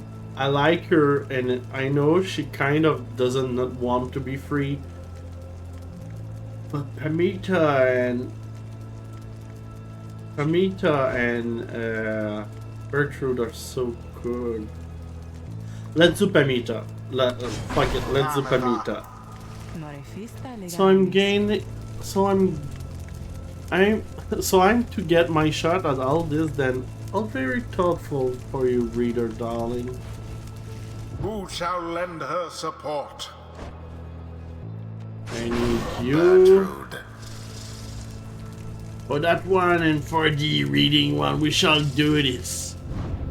In Jodario to make sure to have enough defenses. Then let us prevail against the dissidents and be done. Now, Alright, then make no more waiting, no more holding back. Let's her down to shred. Let's go, let's go, let's go!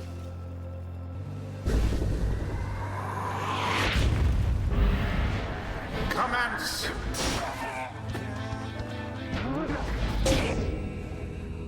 Okay, starting quite bad.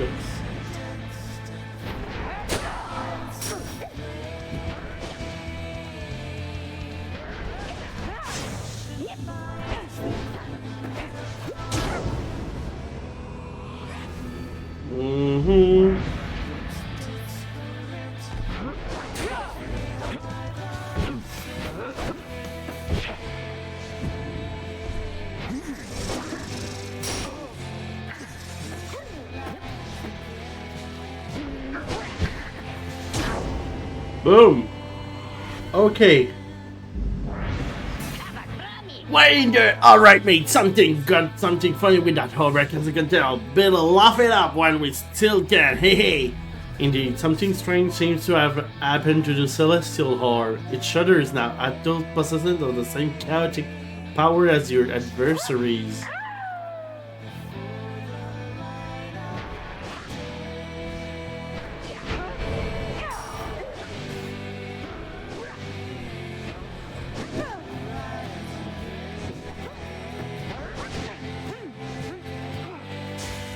Oh no.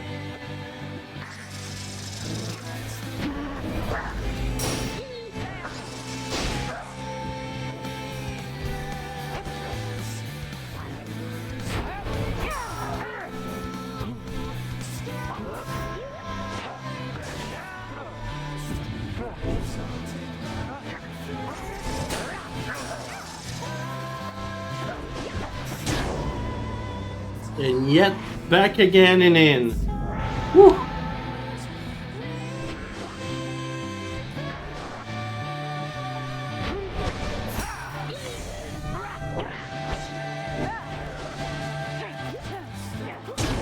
Boom!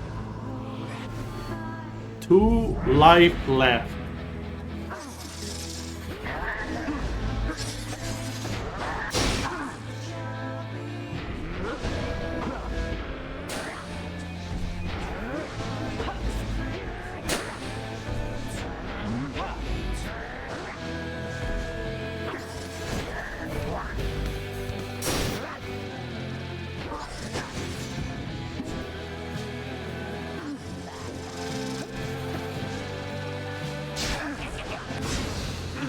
Oh no!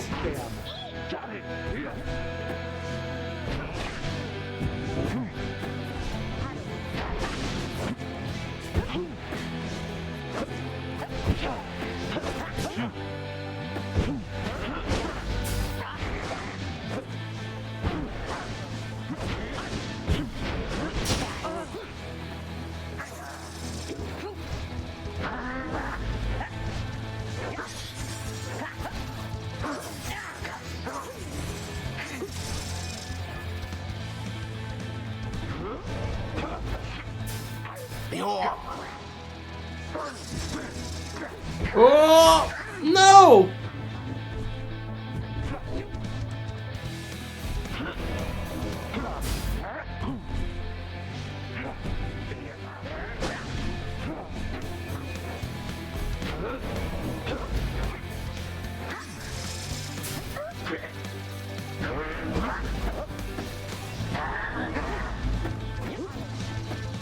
Bye now, Bertie.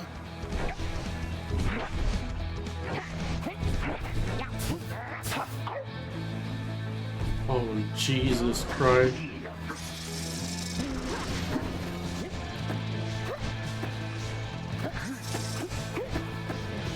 No! You'll have to do better than that. Aww.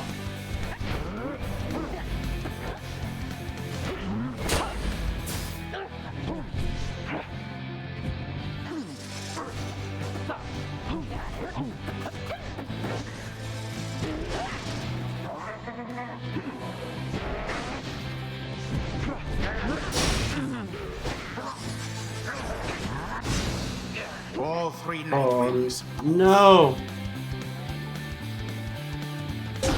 'Tis what the scribes ordained. Okay, they're maybe slowly. There's no way they're coming back from this.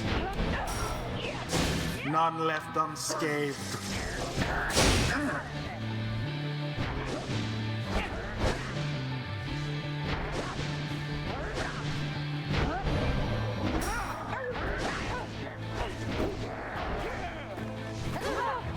Oh.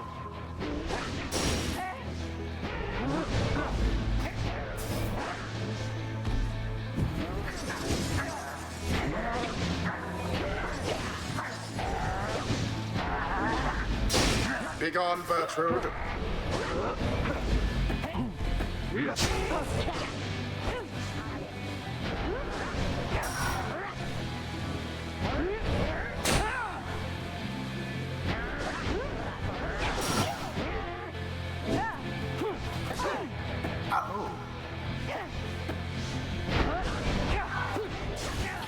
Oh Jesus! The orb!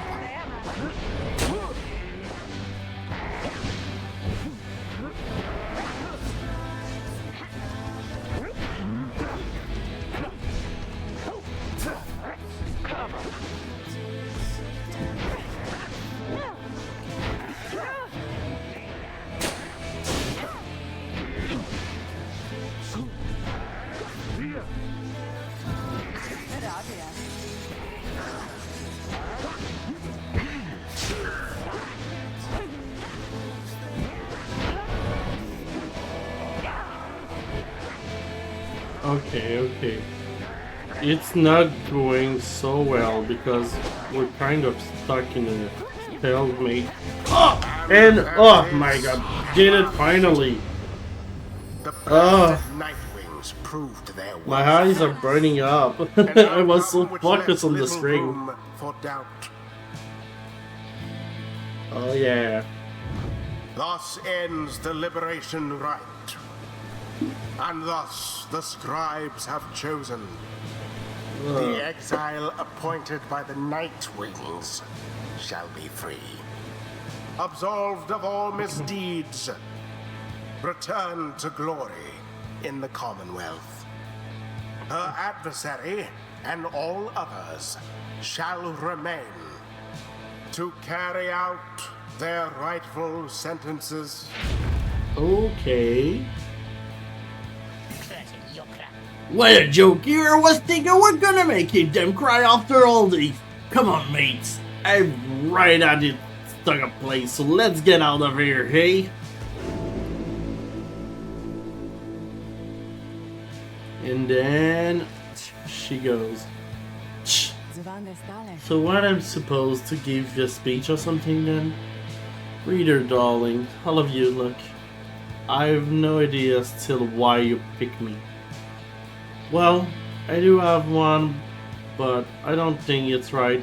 If you wanted to get rid of me by now, you needn't have gone to such length. And so, I'm left only to conclude that you did this for me.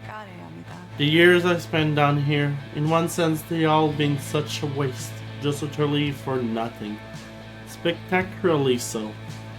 I thought that my relationship with Tabitha had nowhere left to go but up, but well, you know, not quite the case. But then I think on what would have become of me had I made no attempts to set things right.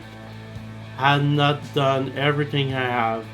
I could not have lived with that, I think. I was so certain that my life would end down here. I'm only beginning to consider that the opposite may have come true instead. What I'm trying to say is, thanks to all of you. I mean that. Now, I guess I'd better head on back that damn Commonwealth. But I'm up. She plunges into the waters of the Shimmer Pool and disappears from view, though a voice still rings out. We'll have to see what we can do up here, provided that my sisters haven't had their way with it just yet. Anyway, let's find a way to keep in touch, but just in case, goodbye.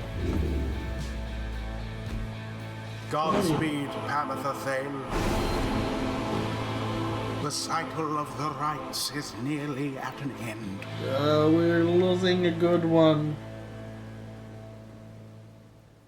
A really good one.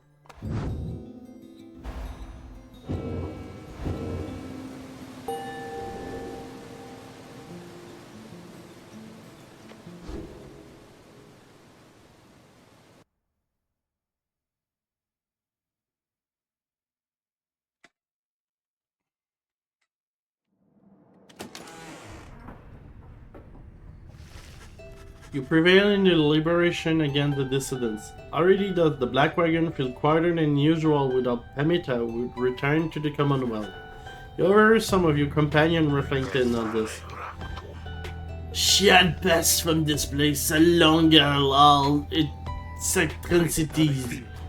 Grieve not for her. Would that we all someday achieve the same.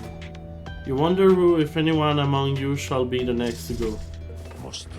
The last light of the stars still shines for us above. At this point, what is to become of our plan needed to be subject of our speculation. I trust that we've learned the outcome soon enough. Our action to this point shall pave the way. Perhaps for fate as well. So let's for now focus on this. We stand upon the brink of the last turn of the cycle of the rites. Soon we have a final chance to get one of you home. Now, reader, up for a little stargazing. Let's see where in the downtime we shall be returning for these final rites. You turn back toward the darkness to look upon the last few stars, too stubborn to relinquish their light. Let's see what next.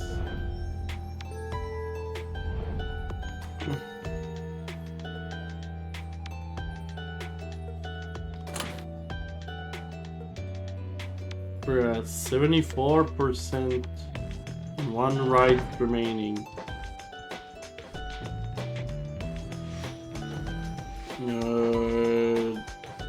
Okay. Oh, we can deal with this one again.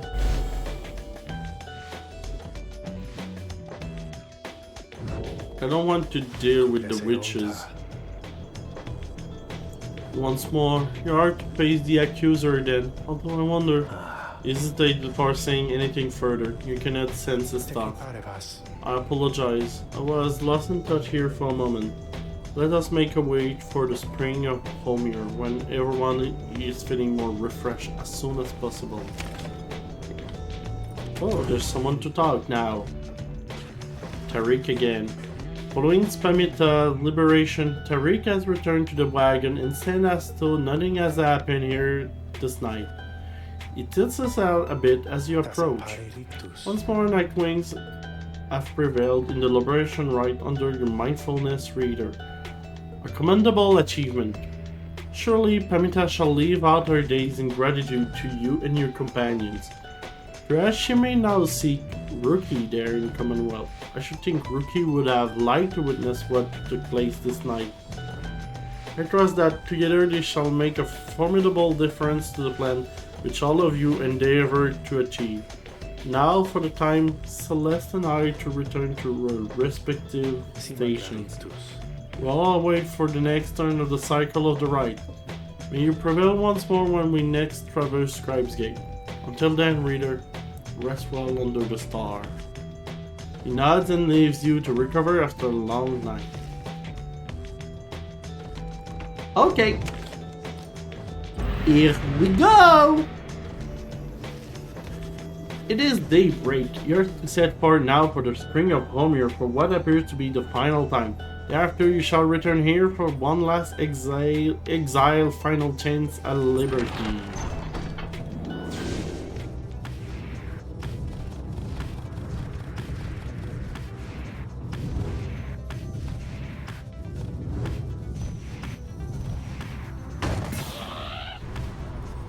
Oh, come on.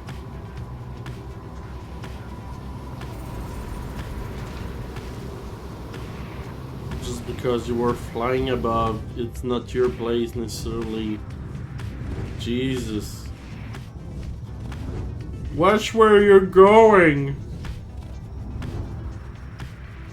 So, do we land in...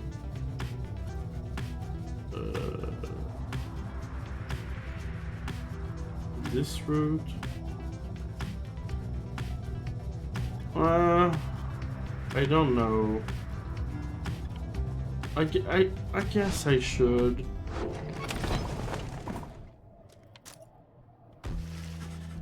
Here in the dusty ways of Fall Flat, you encounter a familiar face. Hawking is where, as always, is saddled right up to you. Oh, hey guys, funny ringing to you out here. You guys alright? But anyways, I got to say, I got just the thing for you, mint condition. Although I haven't seen it exactly, I'm really sure something good, okay? So want this thing or what? He's offering a sealed talisman, no telling what it is for certain, though you sense its power. Such an artifact would costly much more than once on display.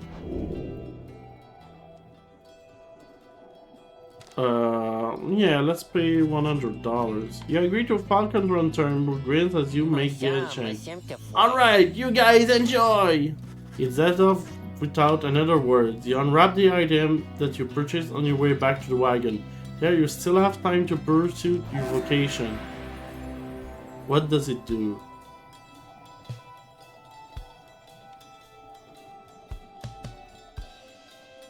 Oh, I spent $100.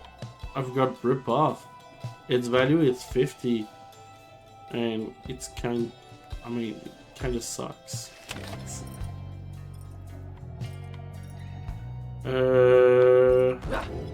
Yeah, let's continue mentoring.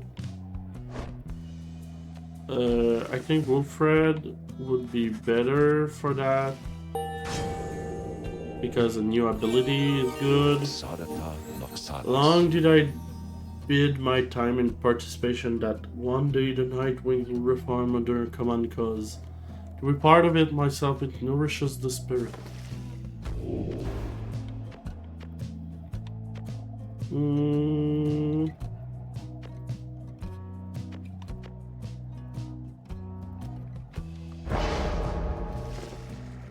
As we traverse life, many unexpected challenges, so we must cover a variety of terrain along our quest.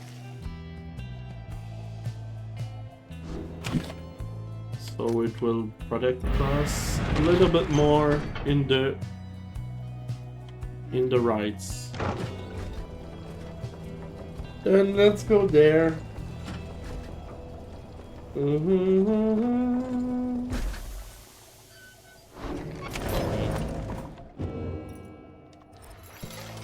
You sold me shit.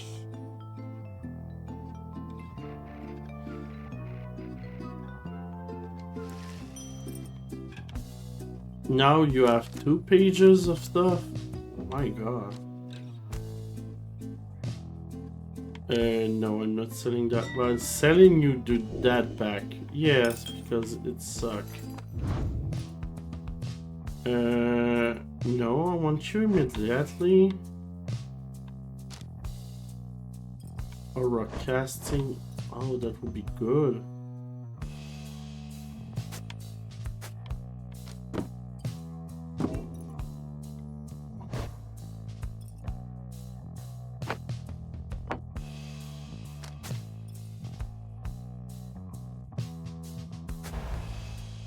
Oh, you cannot use that. Oh, interesting.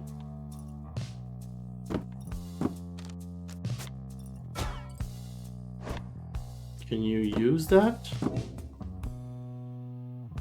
Okay.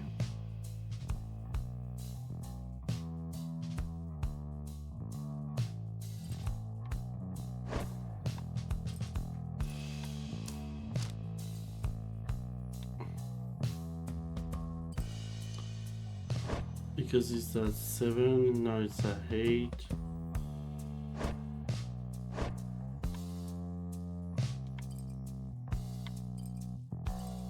Okay.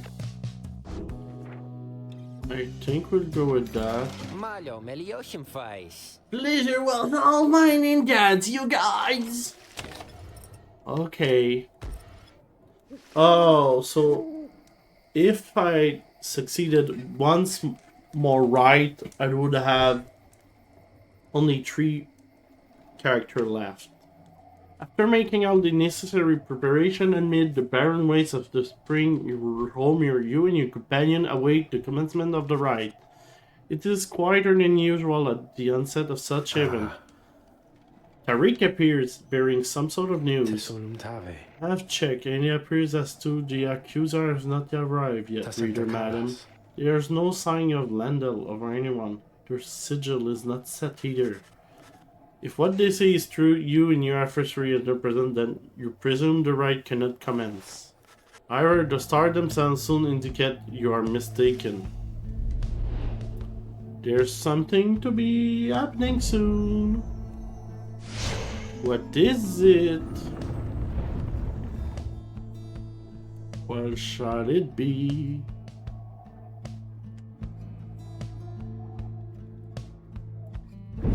Reader, the Commonwealth, your home.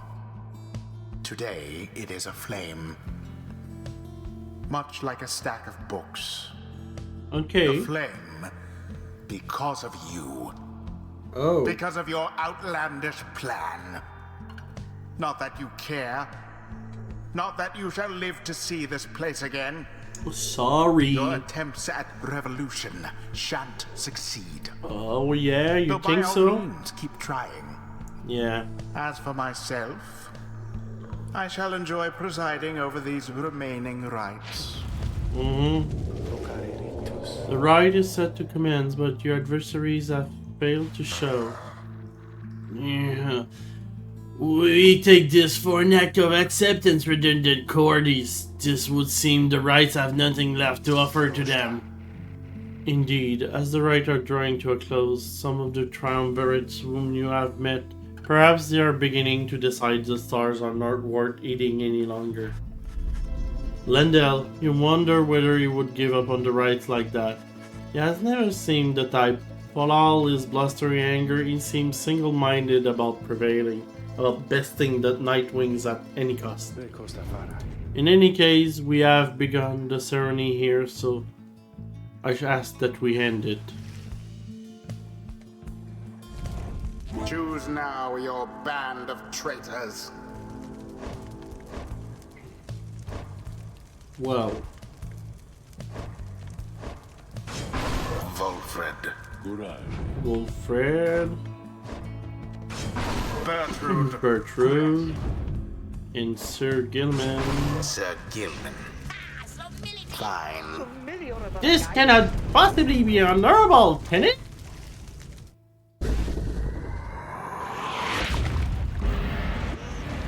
Lo, even your adversaries have abandoned you. And it is done. The Nightwings prevail. Okay. By default. Not that their adversaries even care. Okay. My only hope is that our would-be adversaries find some peace. Boundless are the teachings of the scribes.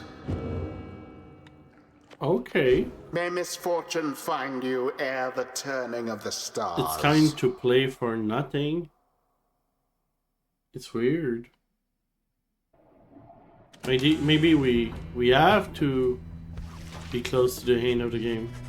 No one speaks further of the accuser back at the Black Wagon. Everyone sees instead preoccupied with the rite that is to come. This night is to believe we have but one remaining chance at freedom here and now. The stars always shine with truth.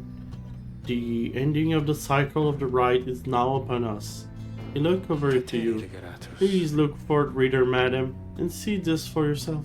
You may well summarize where we are going next. The other turns to you as well. You turn toward the wagon door. You know what shall you see out there. Now, however, the time has come to face it. The dim and fading light of the final star still pierces through the darkness, demanding your attention, guiding you toward the endpoint of your path. Yeah, we're...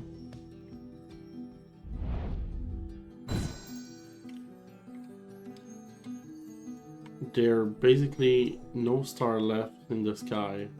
Everything has disappeared. Okay. And for sure we're gonna fight Oralic. You are summoned to the Fall of Sonium for your 7th and final liberation rite.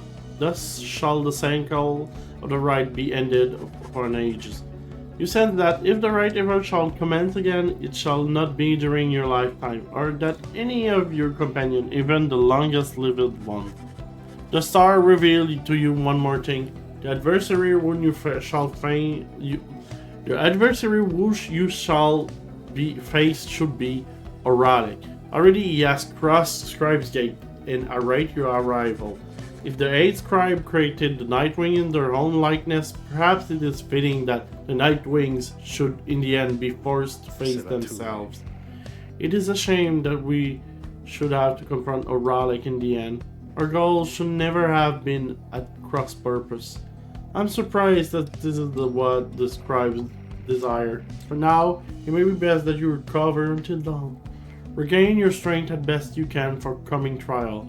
Rest well, reader. The group dispersed as exhaustion set in. At dawn, you fly to Mount Alodia to make a final effort to achieve your plan and get somebody home. But who?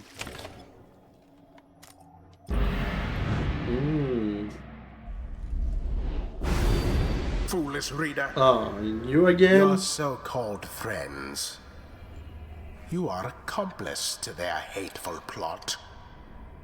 They are exploiting you. Yeah. Blah, blah, You shall blah, never blah, have blah, your blah. freedom. pessimistic.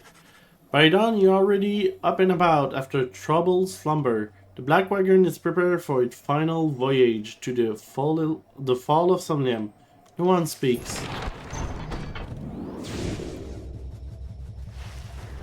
As you lift into the sky, Tariq raises his voice, cutting through the somber mood. Reader, a certain olden ballad comes to mind just now. I think it may befit the circumstance. Perhaps it may help to pass the time along our flight. Would you mind if I very much I were to play the song for the Night Wings?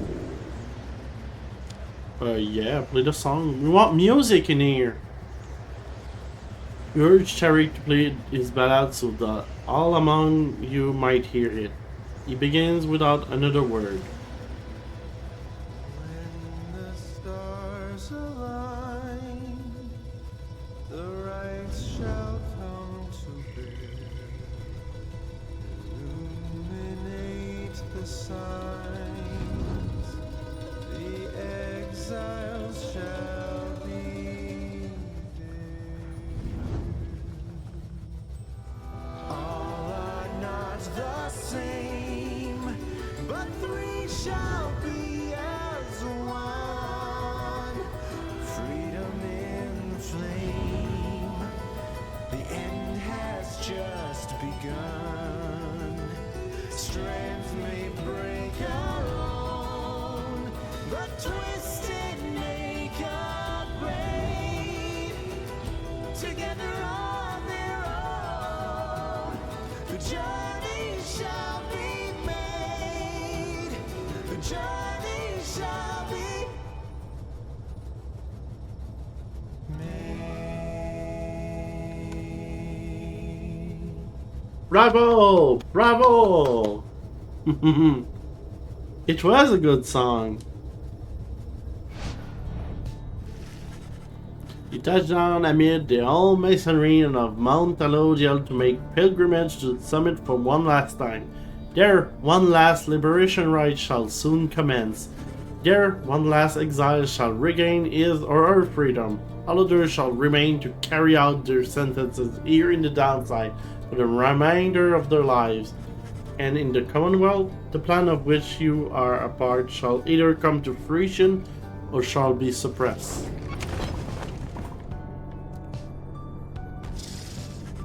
After having landed, you join Bertrude on an expedition to the monument of Homer Many for what is likely to be the final time. We beseech ye, ancient god of the last age, and we invoke thine aid.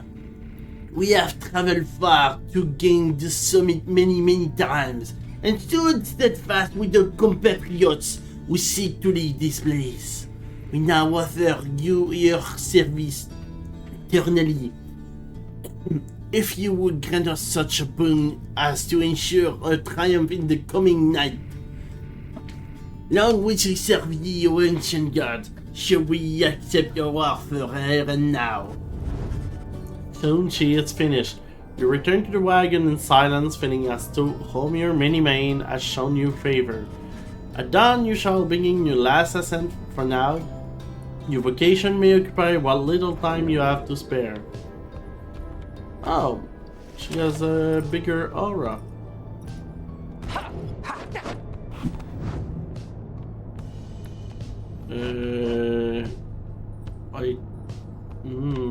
What would be best? I think I want to mentor you. Very well then, educate us if you those can't. You and Bertrude compare Tartan Lodge. Each and your fellow exile can contribute prevailing in the rite, in which group of three there may be can achieve their very best. Oh yes, rank 5. Long have we sought to fathom all the darkness secret by the light of the star. At last, the star themselves revoked the station night, and we finally achieve an inkling of this.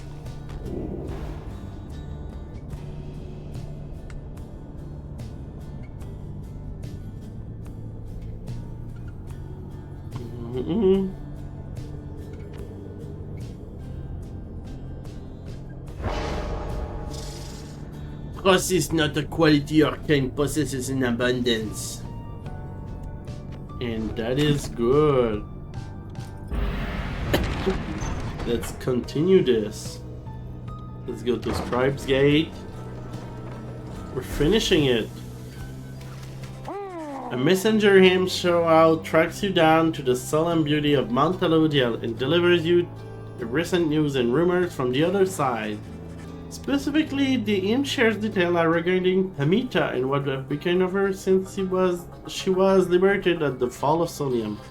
She found herself back in the homeland of her enemies where, despite her connection to the High Wing Remnant, her past transgressions were forgiven. In fact, she was asked to join military council given her unique background, yet she refused to cooperate and instead demanded to be reunited with her sister Tamita. But when they threatened her with a resentencing to exile and insisted that she take the opportunity, Tamita said at last she would think it over and return with a decision soon. Next she was seen, however, was among Wolfred's son and daughter of the revolution, where it is said that she's attached her loyalty at least for time. You thank the hymn for bringing you this news, which soon gets your companion talking. We suspect the ancient enmity between the winged and the flightless shall not be resolved if ever at all. It seems to me the little bird is no more free now than when she was here. There were once before as this night fell even a thing for our most bitter enemies, and yet, having known Pamita prove eye-opening indeed for this night. I hold the hope that both returned sisters one day shall join together as part of our cause.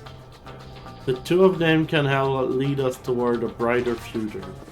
In spite of some mixed feelings, the news of Pamita liberation fills you and your fellow exiled with resolves. And we got more hope.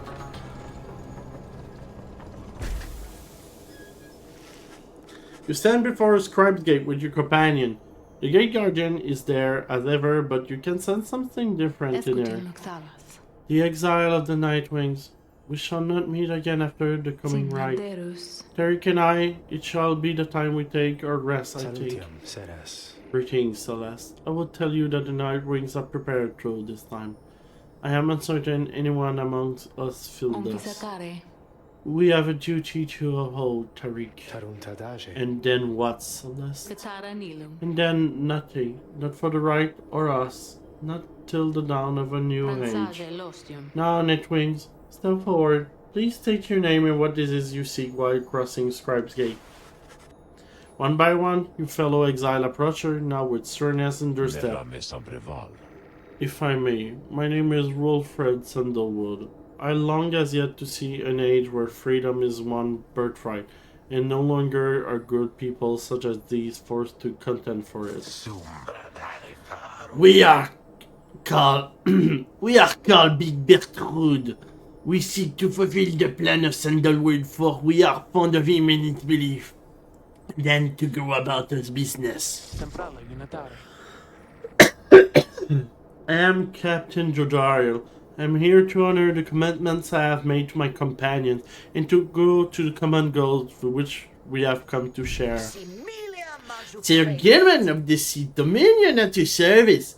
This night never-ending quest for honor shan't end here, yet first he has a noble duty to uphold.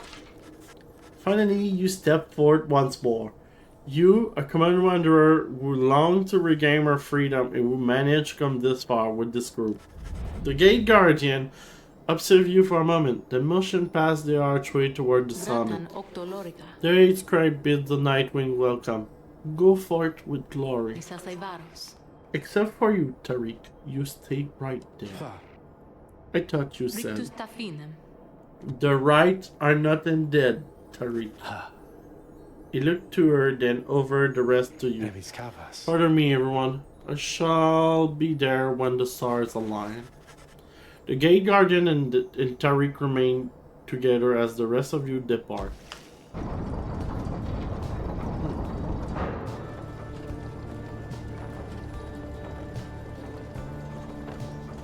Oh yeah.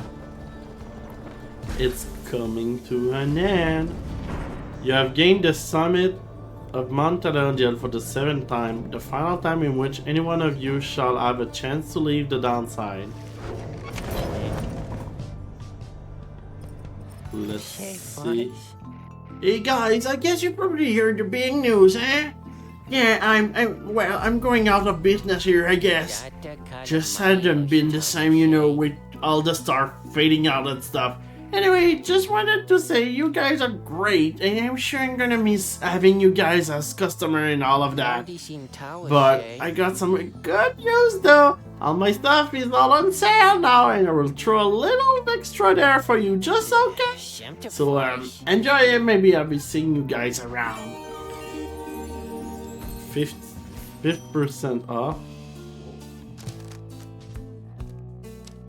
It's barely selling stuff.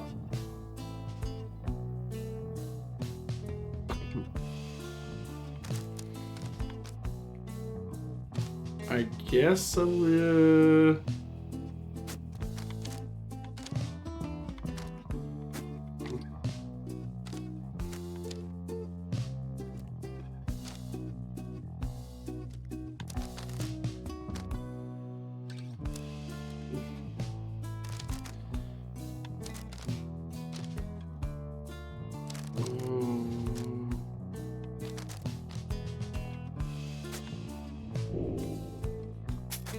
Let's do that. Let's do that. And 20 bucks left.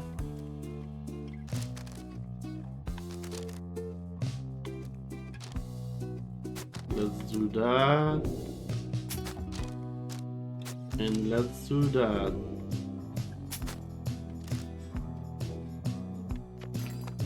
Perfect. So now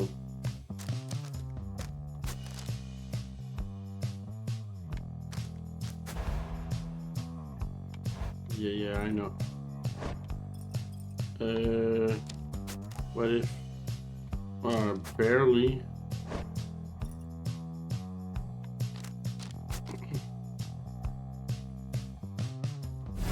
That is good. That is good.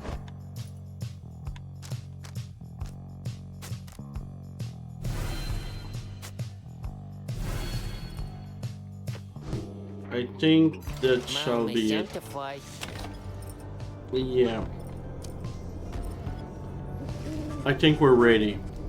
You have gained the summit of Mount Talondiel for the 7th time. Very few stars remain above to light your ways as you await for the commencement of the final liberation rite.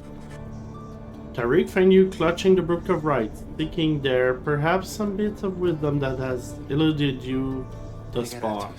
Reader, we may not have the chance to speak again after this. I may have to go. I wish to say that I am grateful for having made your acquaintance, and I shall remember you with fondness. I wish you well, this night and always. Go forth with glory. Then he looks up and he extends his hand in friendship. You clasp it. You see Jodariel has joined you. All of your companions are there with her, in fact. Reader, let us prevail here tonight. I have taken orders from many different leaders in my days. You should know, you have a rarity among them. Master Reader! It has been this night's greatest honor to have served with you. Let this be your most glorious 10 yet. It is strange for me to say given the circumstance of our meeting, Reader, but it has truly been a pleasure. Onward now, let us achieve our plan. Reading one, those are both wiser and less irritating than most other of the kind. We have learned something from thee, and we are grateful. Yeah. You look upon your fellow exile, your companion, with whom you have withstood the downside, and with whom you shall now conduct this final rites. Begging your pardon, but my time has come. We shall see each other soon. You depart after this night. The outcome of Wilfred's plan, the plans you all been apart, shall be decided one way or another. For now, all you can do is strive to prevail against your final adversary, so that one last companion may go free. You rise to join your fellow exile at the last remaining stars in night. The final liberation rite of this age shall now commence.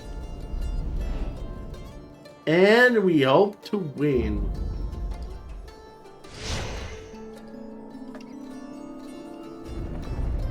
We don't want to lose.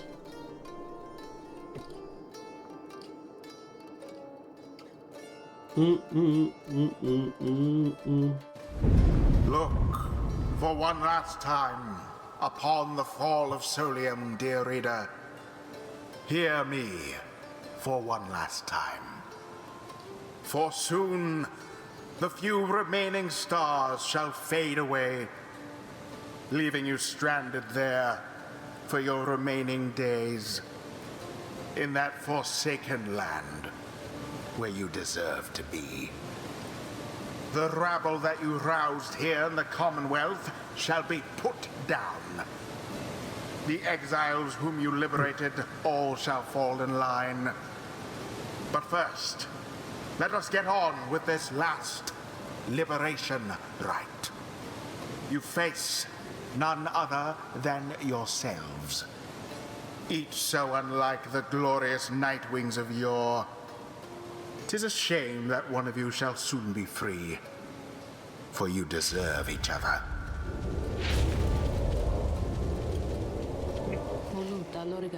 The pyres burned in each of the triumvirates is present and prepared.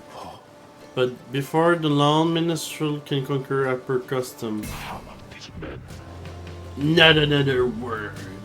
The demon Raleigh slowly raised his claw finger to his mouth. The false Nightwing cannot arrive at last. Long have I waited this. My freedom once was stolen from me. Then I was cheated of it. Here upon this mountain top, you may now attempt to take it from me once more. He stands there a moment silent, then Oralic donned his mask and stand prepared. May the damned rite cease forever for the misery which they cause. Nightwings, we shall not meet again after tonight, for the cycle of the rites about is all but ended. Thus, I would have you decision.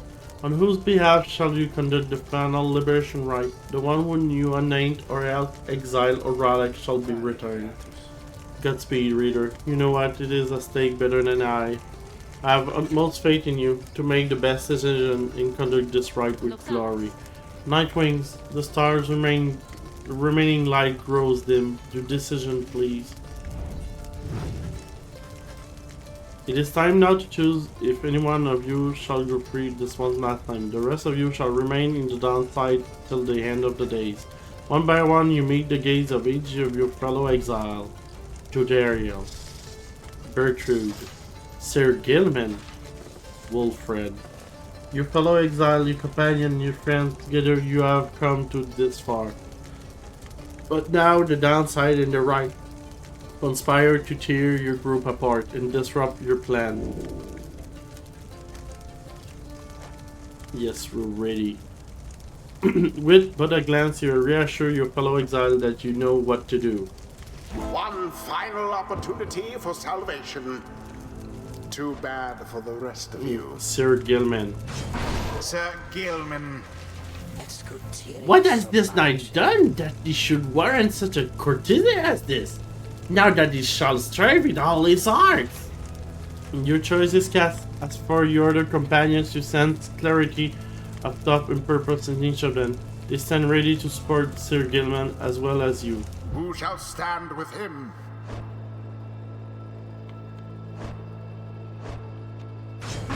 Wolfred.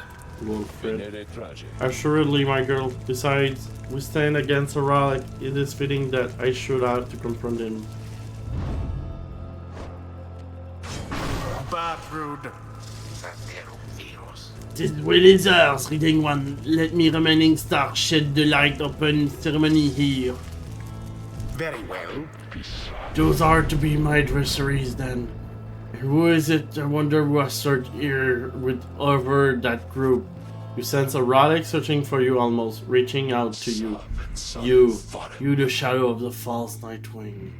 They are nothing to me, but you relinquish your own liberty for the sake of them. Strange. It is fitting then that I should have to face one such as you. Then a relic stands at the ready, signaling for his two allies to do the same. By light of dawn, the cycle of the rite shall cease. Let us see if we can finish this ordeal before that time. The skies above begin to shudder. The final liberation rite is about to commence. Tariq! Hi, I am prepared, Celeste. Then let our song this evening shake the stars themselves. Hi, Celeste. Let's make sure of it.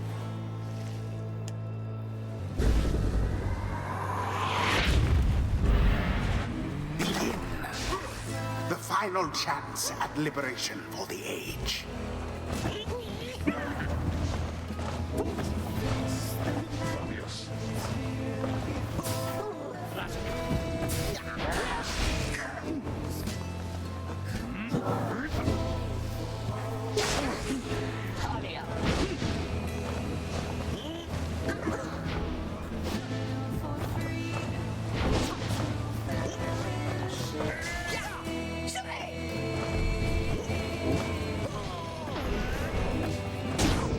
Woo! Sir Gilman. Oh, they have so much life in their pyre. You were the Raymans once again. I could not simply stand by and do nothing heroic. Yet, that is what you did when last we stood together in this last month. I felt you simply stood. Heroic, what shall it take from you to be convinced I took no part in your betrayal? Heroic seemed to consider the question, but only for a moment. Give me my damn freedom. Let me prevail here and now. Would you promise to uphold our plan to bring about a better Commonwealth? No, I make no promises. I owe you nothing. Then I am sorry, Heroic. My love of the country comes before all else. More than your freedom and our friendship is at stake. You love, be damned, Wilfred. Let us stand as adversaries then.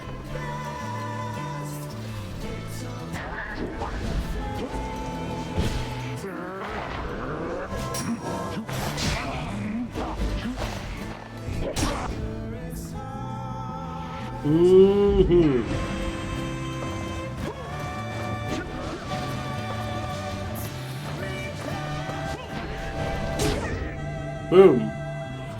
Just like that. Okay. The skies rain ash, soon shall your pyre on mingle with them. Just then the sky above began to rain down fire, the final throes of the cycle of the rite and the ending of the ages.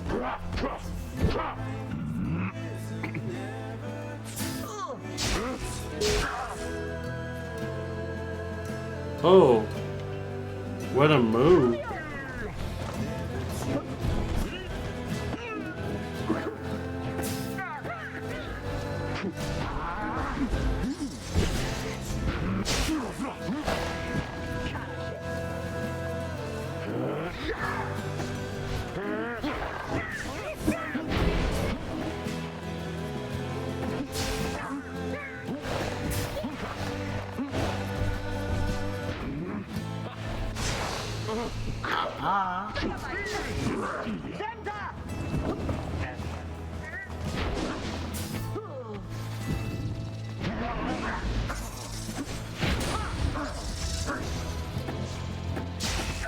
The orb slips from your clutches.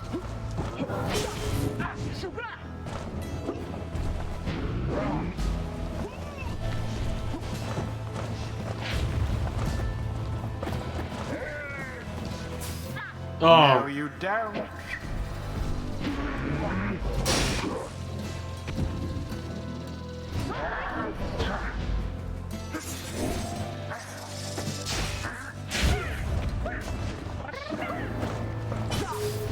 Be gone.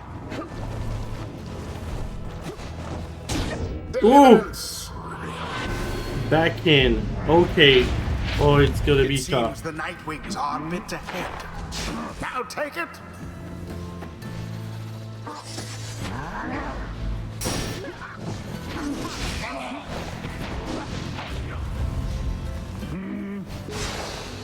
Wherever did the night wings go?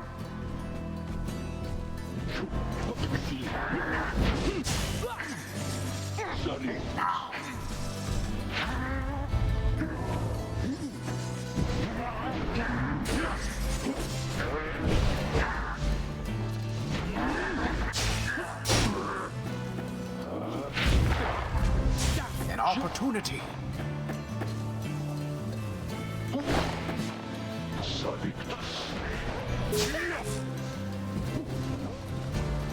There.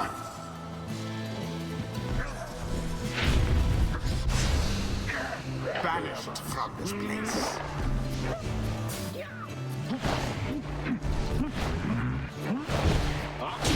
Tis rough, Oh! not glory. Hey, I was there! Come on! This is the road to ruin. Oh, come on.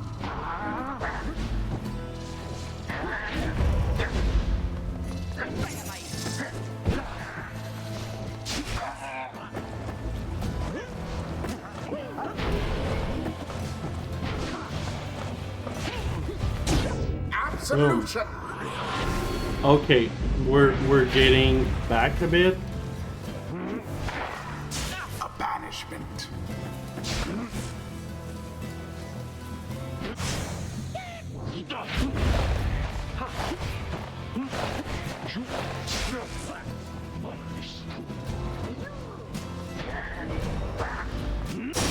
Banishment.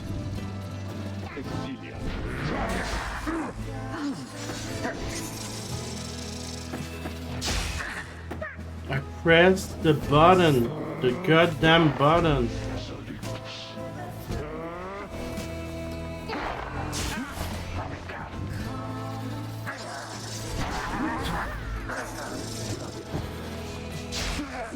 I jump.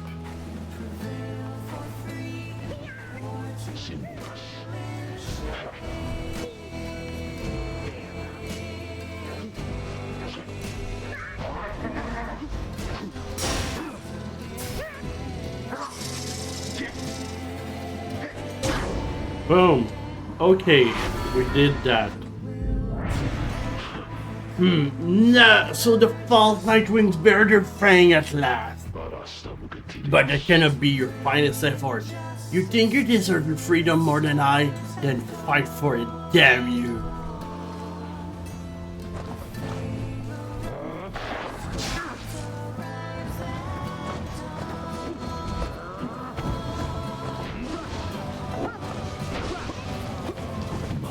Oh, come on. I was close.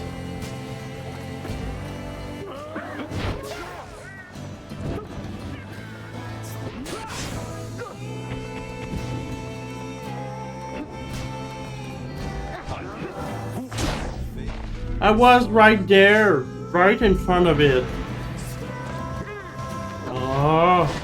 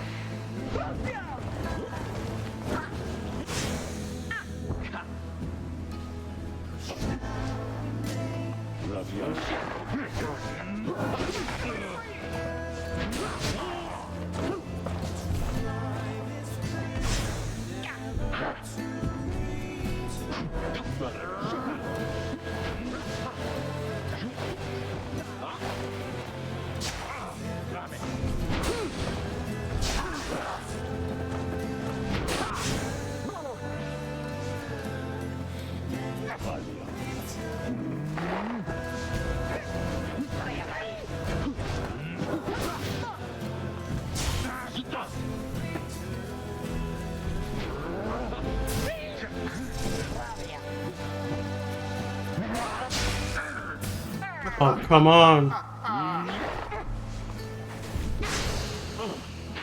Mmm.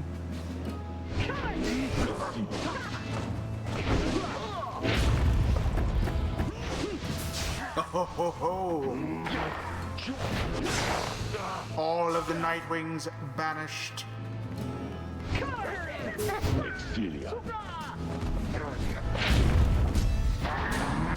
Glorious!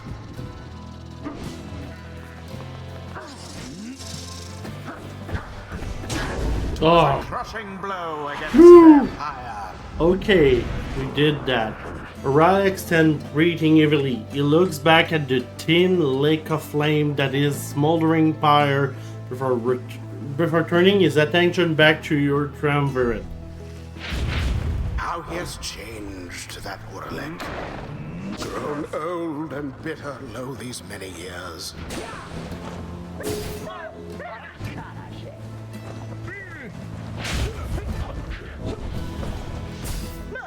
Someone grasp the orb.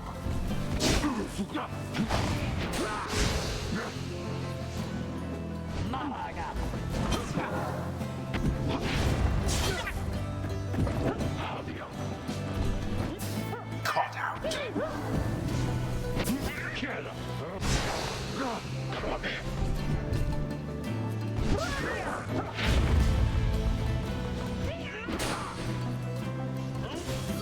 The orb is loose. Whoa! And there it We is. did it! We did it! Oh, I worked hard on this one. Proved their worth. Rather convincingly, I must admit. Thus ends the liberation. So rite. we And thus lost only the one scribes have chosen right, and it was heavily stacked against us. And I remember last time I lost to 1 life point. It was terrible. But now we did it. Can it truly be? This night of all of us, we have indeed prevailed. You look upon Sir Gilman, for what you expect shall be the last time you see each other. Any moment now, the shimmer pool shall engulf him. Any moment now, he shall return to glory and join with Wilfred, agent in the Commonwealth, to help achieve the plan. At any moment now, the cycle of the rite shall end, until at least the dawn of a new age. At any moment now... And thus the scribes have chosen. Ooh. And thus the scribes have chosen. And thus the scribes have chosen. No. Nightwings. Reader. What have you done? Is there no shimmer pool working anymore? This night is beginning to feel extraordinarily uneasy about things here. Each prior time upon the fall of Solium, the shimmer pool has opened following the liberation rite and has taken in whichever exile prevailed. But now all is still, and the light of the stars above has all but died. We sense a growing fear that it is already too late, that the shimmer pool shall not reveal itself again. Oralek approaches his head and bows. The hate scribe saved the greatest treachery for last. Then something else catches his notice. Wait. A sudden rush of starlight cascading through the stillness of the summit. The shimmer pool has appeared again. Different somehow, but open. Sir Gilman looks upon it, but it does not engulf him, at least not yet. It seems I was mistaken then. The hate scribe, this is no their greatest treachery, it is their greatest jest. The shimmer pool is flung wide open. It seems that all are worthy now of freedom. Oralek strikes toward the shimmer pool, but halt, Oralek. Oralek glanced over at Tariq, almost in surprise. The shimmer pool has lost most of its strength. You step inside and you shall surely drown. or that, I can assure you. He laughed to himself at this. Then, we all been cheated. No, the Shimmer Pulse is revealed, and one of you may still return as planned. But as far for who returns, someone shall have to choose. Here the last light of the stars is extinguished, and the rites cease to be. This is the final trial of the scribe. The final trial of the scribes. Then a confrontation, the liberation rite. It was all meaningless? No. The victor of the confrontation is to be one to make the choice among the closest to the scribe. Either the anointed or she who anointed them. So then, this night he can return. Oh, perhaps the master reader can return instead. Aye, it shall be either you, the reader, or it shall be either or. Sir Gilman, please make your decision quickly, lest it shall be forfeit.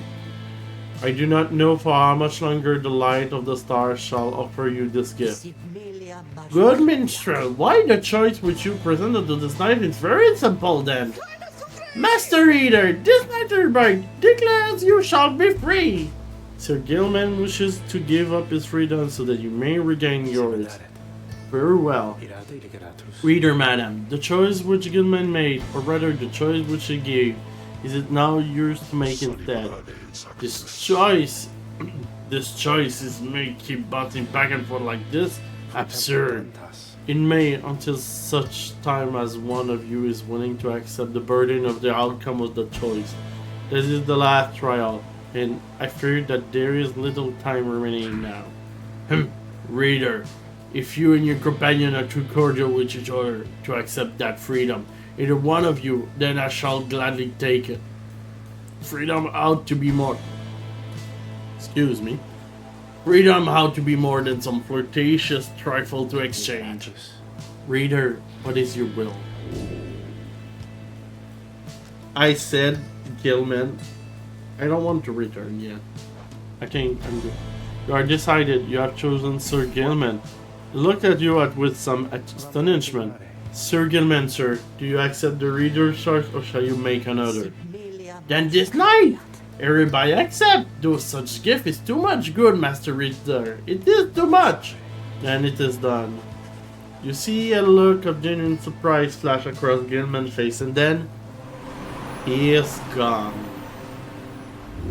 You gave a chance of freedom to Sir Gilman, may yet have his. Godspeed, Sir Gilman.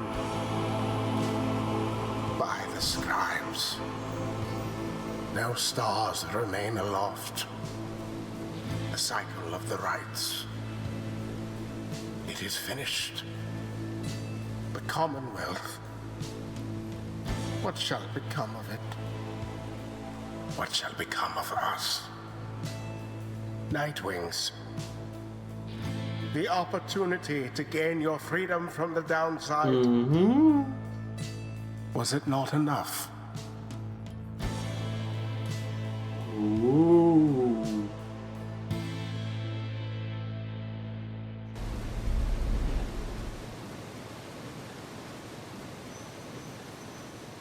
It's crazy to think that Sir Gilman will save us all in the end. That night, the exiled Sir Gilman returned to the Commonwealth. It was to be the last. The stars have faded and the cycle of the rite has run its course. He found the Commonwealth in great upheaval. Spurred the effort of 5 liberated exiles, Wolf Transcendent revolutionary plan has incited the masses. This exile in the starless sky portended the return of the scribes. The people surged into the street, shoulder to shoulder.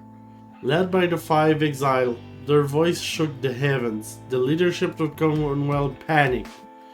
No blood was shed that night, and by dawn it was over. The leader of the Commonwealth has cast themselves back into exile or joined in this new cause. Thus, in his 838th year, the Commonwealth has fallen. The new Saurian Union declared its sovereignty the next year. Among the changed elected leaders ushered in, they vowed never to cast their people into exile.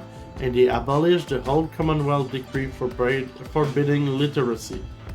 Today, we still remember all of this, and we remember the exile of the downside whose deeds led to the dawning of a new age, whether they return or not.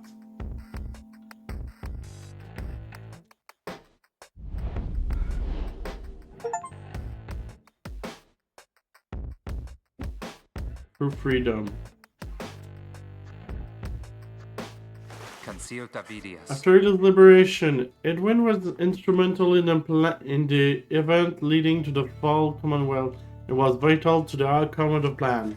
The peaceful outcome of the scribe's return was attributed to the several key factors. One of them was the underlying ambition of the plan himself. Another was Edwin's visibility among the people in the street. Identified to be liberal exile, he was believed to be Golgothian reborn. More importantly, however, was that one is the wing and arm of the Iron Remnant and companion. She was later identified as Pikani Shang. Okay. Her bounce was symbolic of what was at stake that night, and proved to be vital to the peace that followed. In times of difficulty, he would have often asked himself what his old friend Jodiel would have done in his place. Though they were separated by great distance now, they thought of one another often, and they maintained their friendship through a relatively frequent correspondence via messenger hymn. Edwin would often think back about the vow he made at the beginning of his quest for freedom. Although he cherished all the friendship he made, he had played Jodiel, Rookie Greentail, and the Reader of the Nightwing that they might be all free again together. He had broken that vow, for in the end, not all of them were able to return. A terrible guilt over this darkened his mood for a time. However, the other whom he still knew lifted his spirit much like he had often lifted theirs. All of the Nightwings knew the stake.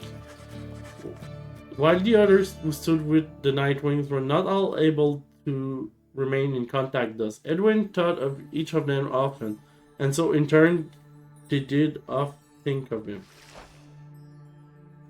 Oh my god, there will be so much reading to do. The hymn called Tizo was the first of his kind to achieve liberty through the rites. But it was not the only hymn. Trained in his way or described, hymns are native to the downside and thus care not for traveling abroad. This made them useful to triumvirates. Yet Tizo had a different calling, and Nightwing believed that he could too play a key part of Warfriend Sandalwood's plan. During the night of the scribe's return, he stood out to the populace as something of a miracle. They had only heard of the downside hymn before, from legend of Abum the Swallow. Afterward, he became something of an icon representing both the fall of the Commonwealth and the beginning of a new era. He would often visit his friend Gay. Hey Gays! At every opportunity. She was among the few who could constantly interpret what he meant, and they were always close since they first met. Wolfred Thunderbolt would sometimes send him little gifts all the way from the downside. Despite the insurmountable distance between them, their friendship proved more than resilient. Tizo often missed his interaction with the Raider of the Nightwing. They had quickly built quite a rapport back in the downside, and Tizo would often express gratitude for all his time connecting to his rite, alongside the Nightwing who made such sacrifice for him. Other than that, Tizo was diligent about his role as something of a living artifact and helped interpret the messenger hymn that relayed news to and from the downside. Despite having gained significant celebrity, he never let it go to his head. Although he did take full advantage of his access to the Saria Union fishing industry.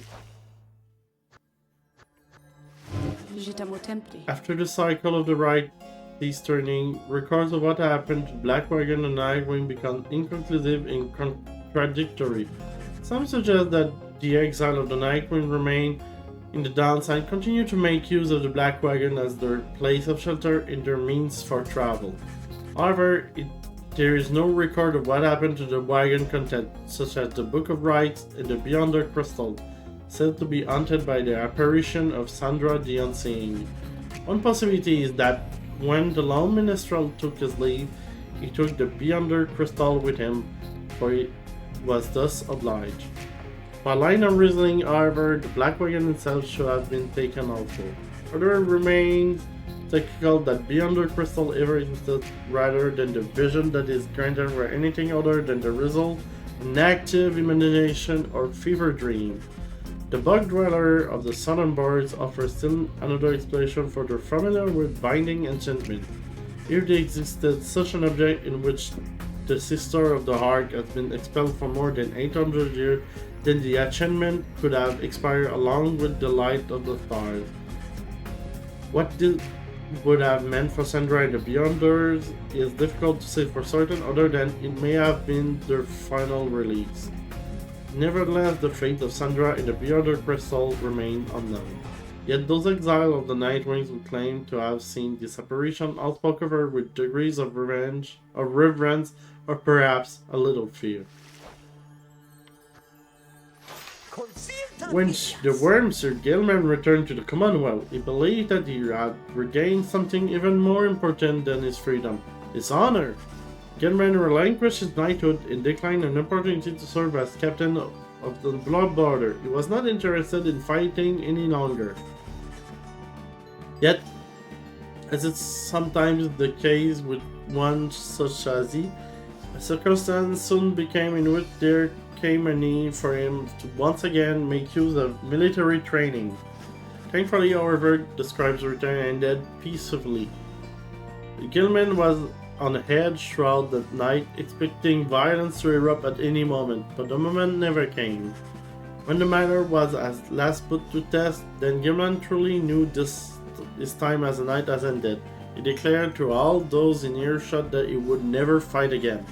Unless, of course, there arose some other extraordinary set of circumstances again, requiring to fight, but certainly hope not.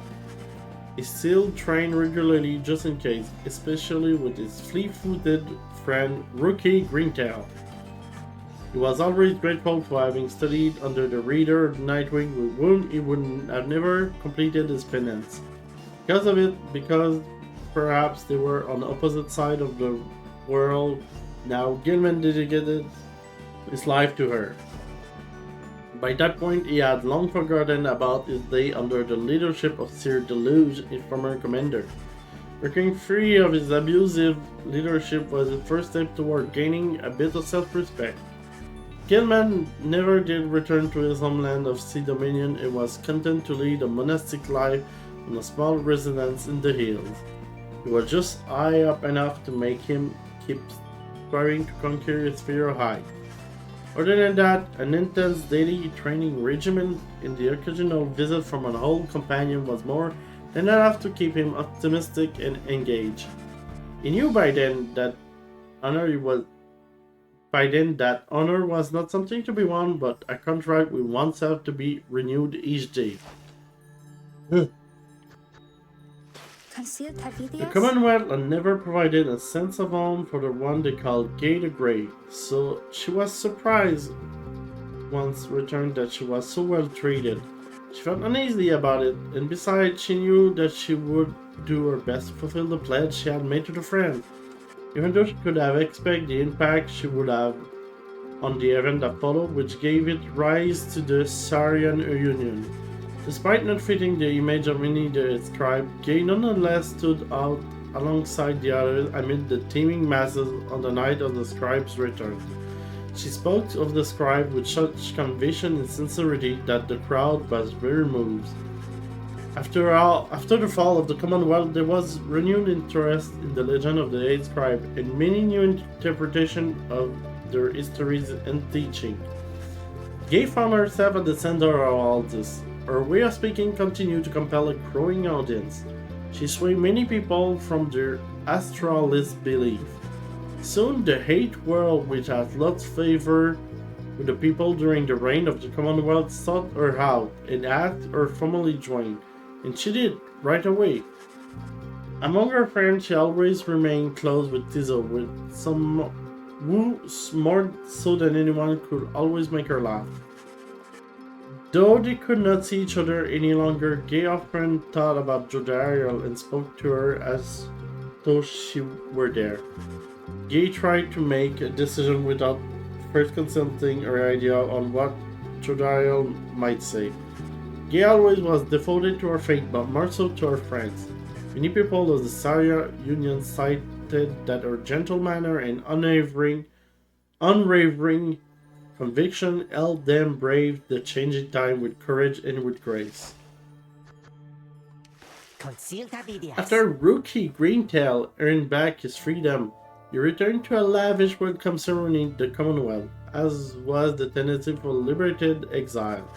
It was everything he could have hoped for, and soon he was well off, surrounded by luxury, and choosing between various exciting opportunities. However, he must have given in to his better judgment as he ended up siding with Wilfred Sandalwood revolutionary forces as he promises. On the night of the scribe's return, Greentail was there with other inspiring the masses. He never looked prouder, the very image of Homer Minimane himself. When dawn finally came, it became clear that the Commonwealth that everybody knew he'd be no more. He realized many new opportunities awaited.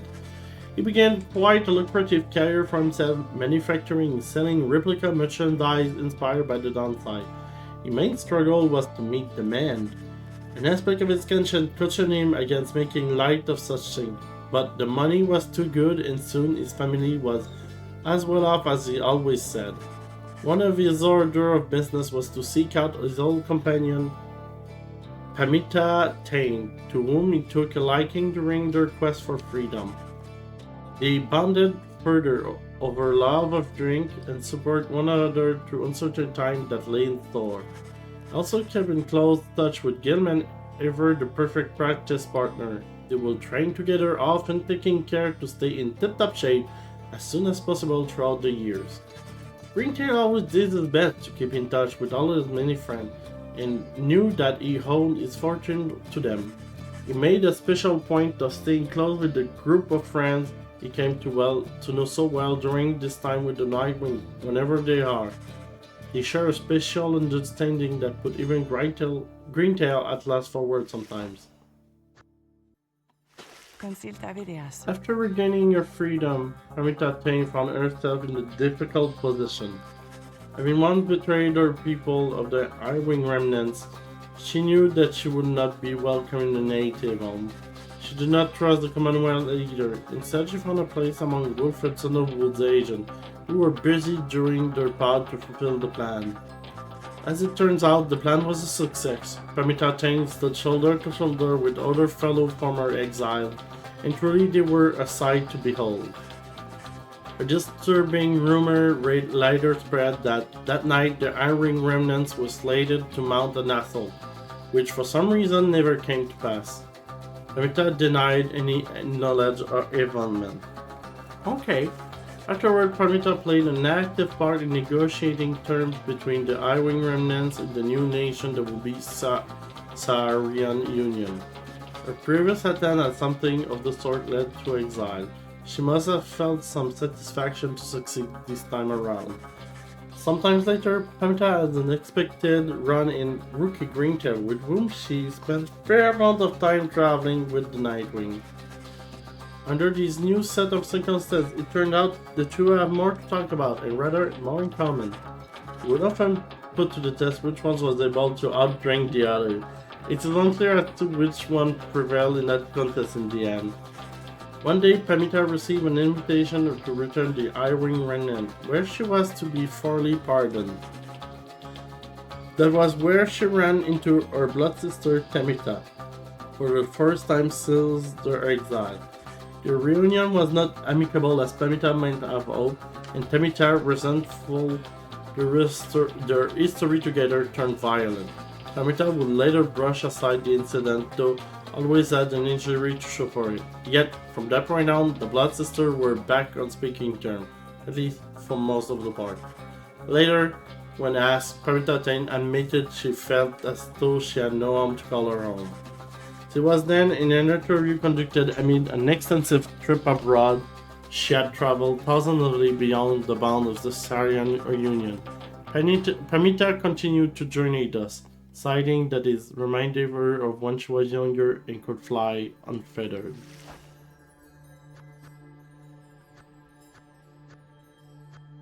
Oh my god. It will never end. Consilda Virias. After the rites at siege, Jodariel journeyed back to the non-side prairie where she helped restore Uluru to livable condition. She became well known and sometimes feared throughout the land of many exiles, often sought her for aid with various matters. She refused most of such jobs, except the one she believed to be just. Through all of this, she often thought of Edwin. Though they remained separated by an impossible expense, they managed to maintain some correspondence via messenger him and always remained friends. She often felt concerned for how Gay fared now that they were separated and could no longer see each other like before. One day, news reached to her that Gay had assumed a high position in the Hate Word. They were calling her a saint. Jodariel has not wept in more than 30 years before then. Sometimes later, she ran into Inyarus, wandering alone. The two of them grew close and soon to residence together. Who among them was the fiercer was a common subject of debate. She continued training on her own, a regimen that grew stricter each passing year. There were those who sought to train with her, which she sometimes obliged. There remained one other constant in her life. She would always remember her days among the Nightwings with fondness for the most part. Several exiles of the Nightwings care more for the plan of Sandalwood than to return home from the downside. The crone called Bertrude was a prime example. She had found a suitable environment to live within the dismal region of Flagging Hand. She had built a thriving place of business known to many exiles in the lands. With the rites have ended, she returned to her preoccupation, working away almost as though nothing has happened. When one gets to be more than 400 years old of age, perhaps then even monumental events such as the culmination of the rites or the collapse of the Commonwealth are seen as trifling matters. Much of her effort was doubtless due to the influence of Sandalwood, Commonwealth that she had admired now for decades.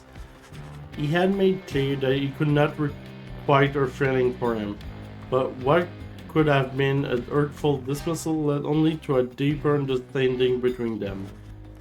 By and large, Bertrude kept focus on her work, whether casting small enchantment and brewing talisman to work brought her a sense of purpose, she would say.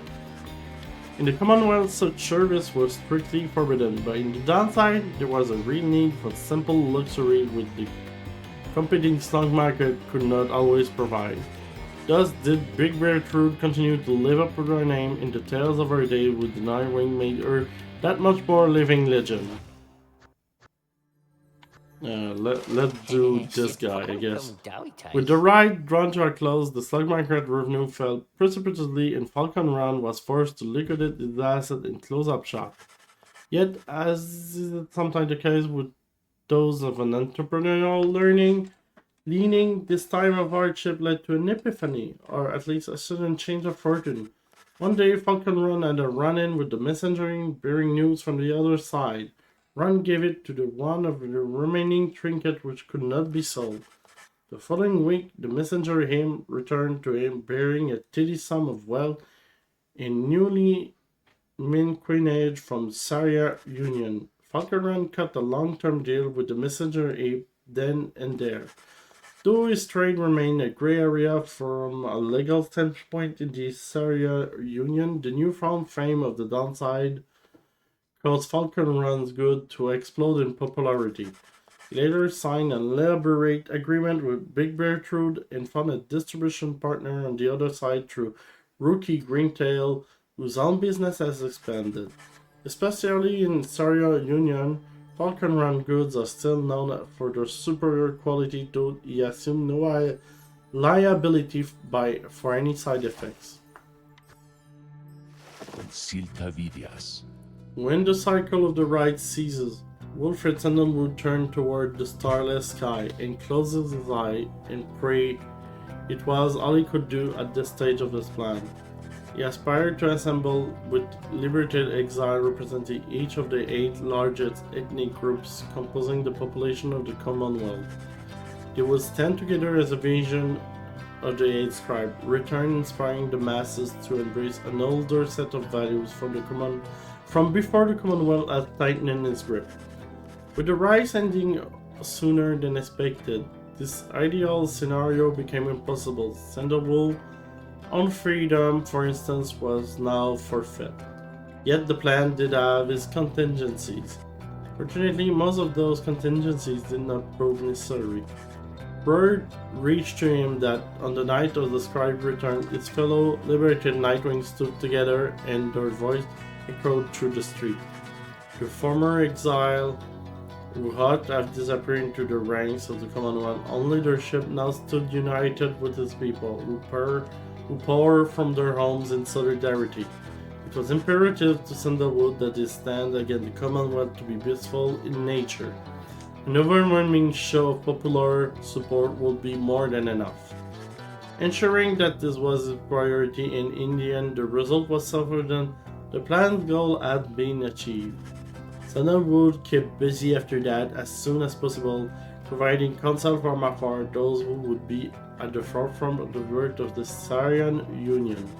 Of course, being stranded downside meant there were only so much he could do, resting assured that the future of the nation was incapable, and he turned his attention to the remaining exile in the downside. They might never return to that new nation, but at least they could experience its triumph and its struggle in some vicarious way. So he took to his old work, writing and printing. As literacy began to spread again throughout the Syrian Union, so too did the exile of the downside take to it. For his part, Sandalwood helped to teach as many as he could. More than that, he provided the material to read a semi-annual report about the latest event both in the Syrian Union and the downside. This periodical gave many exiles something to look forward to. He welcomed the company of the reader of the Nightwing at every opportunity and counted her as a trust friend and a keen editor.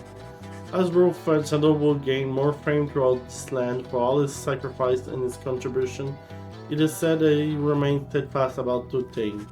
The first was that the cause itself ought to remain in focus. The freedom that the people had achieved was a gift to be cherished, a set of values that needed to be nurtured. The second point he was made that he himself had little to do with the outcome. He would often praise the exile of the Nightwing who had stood with him in each turn by name. He never forgot any of them. One day, to commemorate his birthday, the people of the Syrian Union unveiled a monument depicting him and Nightwing as imagined in their prime. While Sandalwood did not learn of it until much later, it is said that he was moved to tears then by the gesture. It has since ensured that those with memories more fallible than that of Sandalwood likewise remember the achievement of his fellow former exile in other cause. Ugh. Oh, they still have those guys. I will speed through them. Sorry if it's not super engaging, but yeah. If you want to read it later when the VODs come out, just press pause.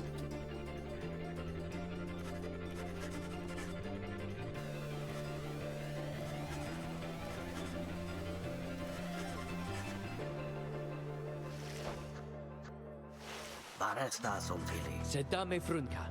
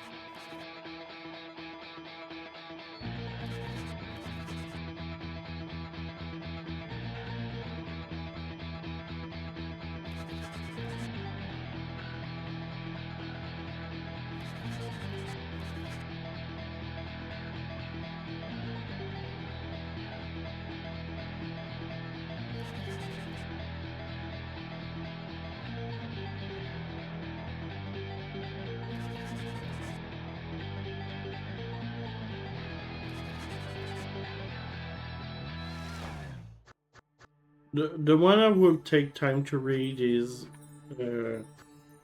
maybe those two, but certainly Oralic and Tamita, because they are most impactful to my playthrough.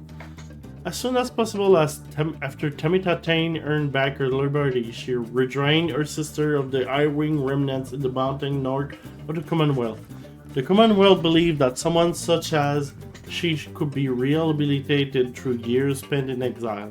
Instead, her hatred for her ancient enemies only intensified. On the night of the scribe's return, the Eye-Wing remnants were poised to strike the Commonwealth in a decisive blow.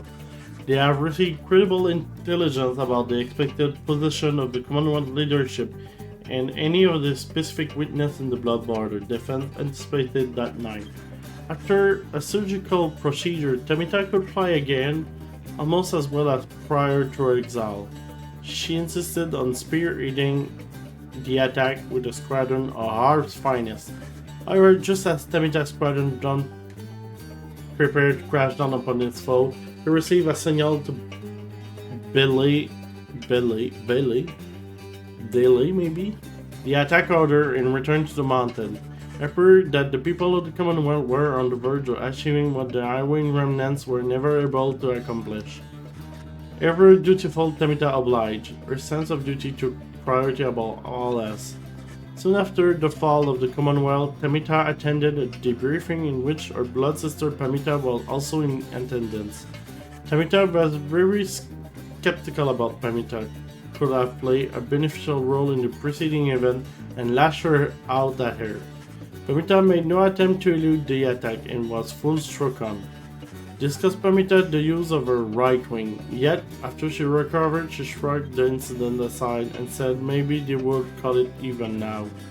From that point on, the blood sisters kept a formal distance but were cordial with each other. After the rise of Sariarion, Tamita Tane continued to serve as flight tactician and remained respectful and feared even among her kind. However, without a war to wage, she grew more distant even than usual. The closest to her summarized that her inability to reconcile with her blood sister was at the heart of this, though for her part, Tamita never once admitted to any such weakness.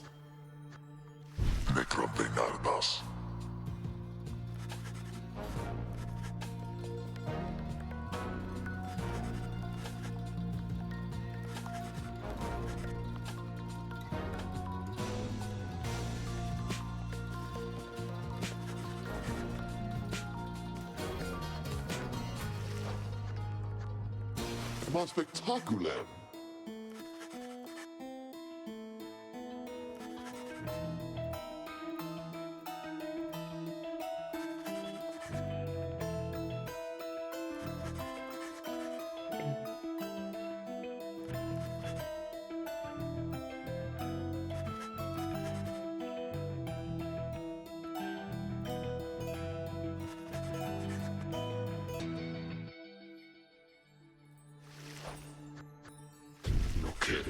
Furious. So for Roddick, after the shimmer pulled close for what would be the last time, Roddick looked around him in the flickering light of the Nightwing, still burning pyre.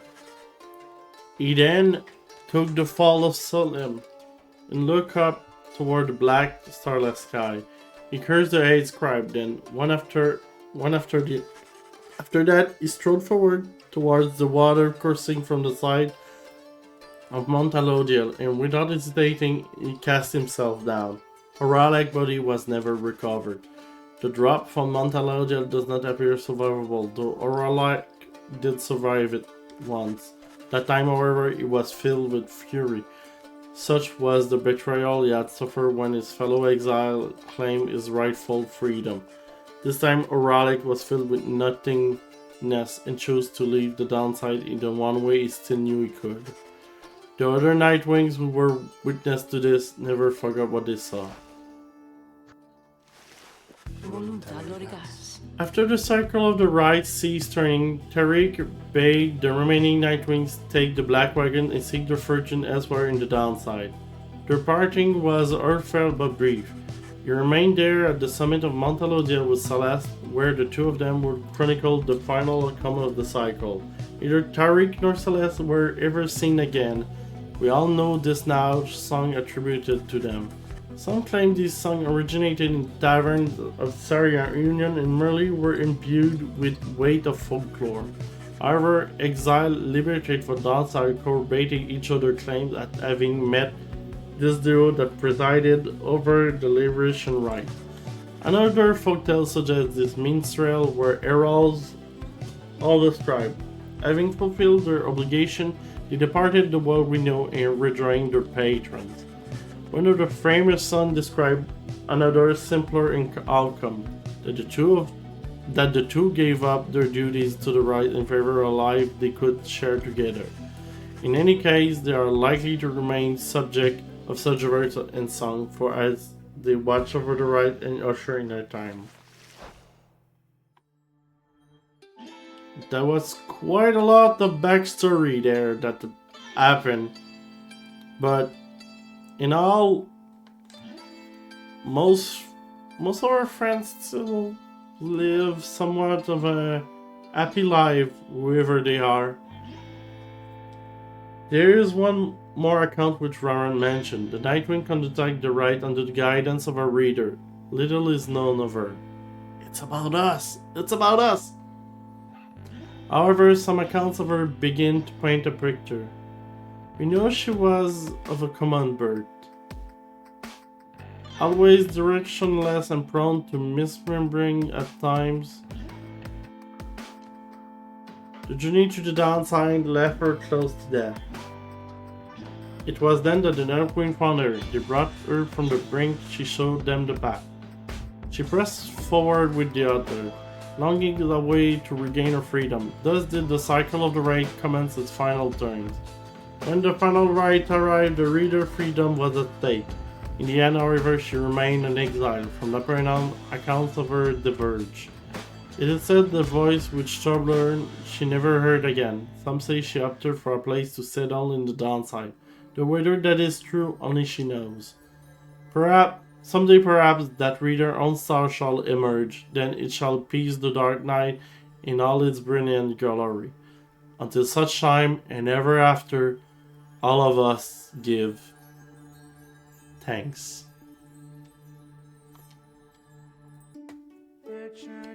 We did it. I'm glad of the ending I got. Seems fair, seems poetic, lyrical.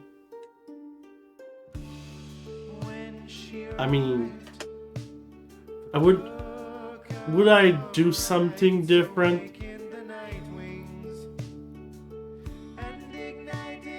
I don't think so. I think I like how I played the game. It felt, most of the things I did felt natural. I think the only one thing I would have done is maybe send home Sir Gilman earlier and win that rite I was cheated of. Of the night wings who, having broken the cycle, shall live on in song. But so that means we cannot liberate every people. And strode It's like not possible heart laid before him. because we do 7 liberation rites and we have 10 people, and keeping watch over all of the night wings. She remained till the end. Rookie green tail they sing about each night wings. worth and return to his family Wow. by the grace of the scribes. They follow the stars bound together, strands in a braid till the end. Let's always celebrate quality assurance, Touched girl, here's the unsung heroes of many games. they have guided her home. Tizo prevailed, first of his lowly kind, to ascend from the downside. He has found a new home. Sir Gilman the Bold, ever in his quest, finding honor and glory, he has found his way home. Pamith the Thane, having pleased the scribe, seeking only forgiveness, she has found her way home. They follow the stars bound together, strands in a braid till the end.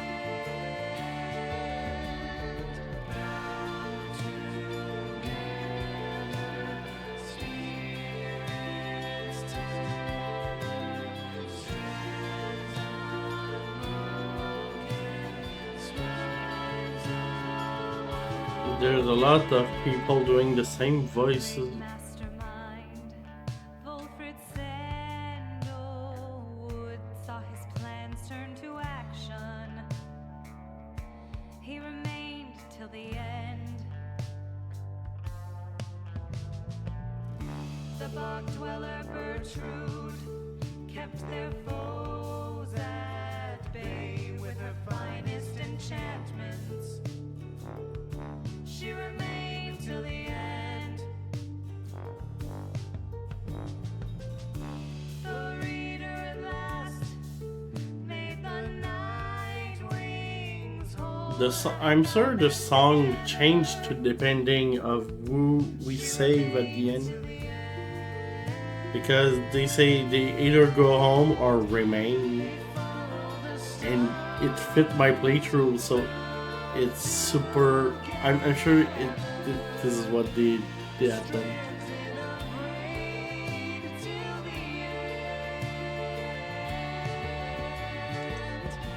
They follow the stars bound together, strands in a braid till the end. Now at the end, as we bid farewell and return to the stars, This is the Night Wings. we shall find our way home.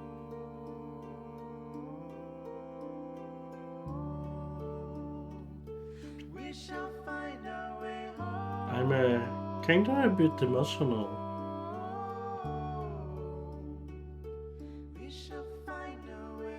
it was a nice adventure.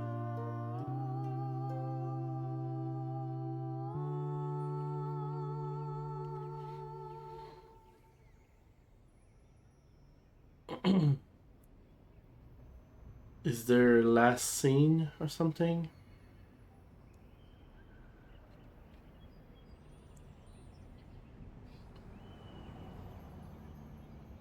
We see a glimpse of the new Sarian Union filled with books and peacefulness.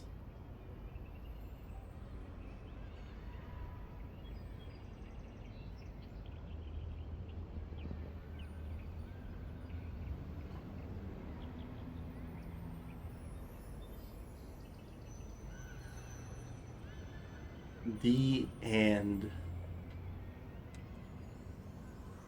Wow. It's been, imagine it's been 10 years since this game came out. It's been a decade.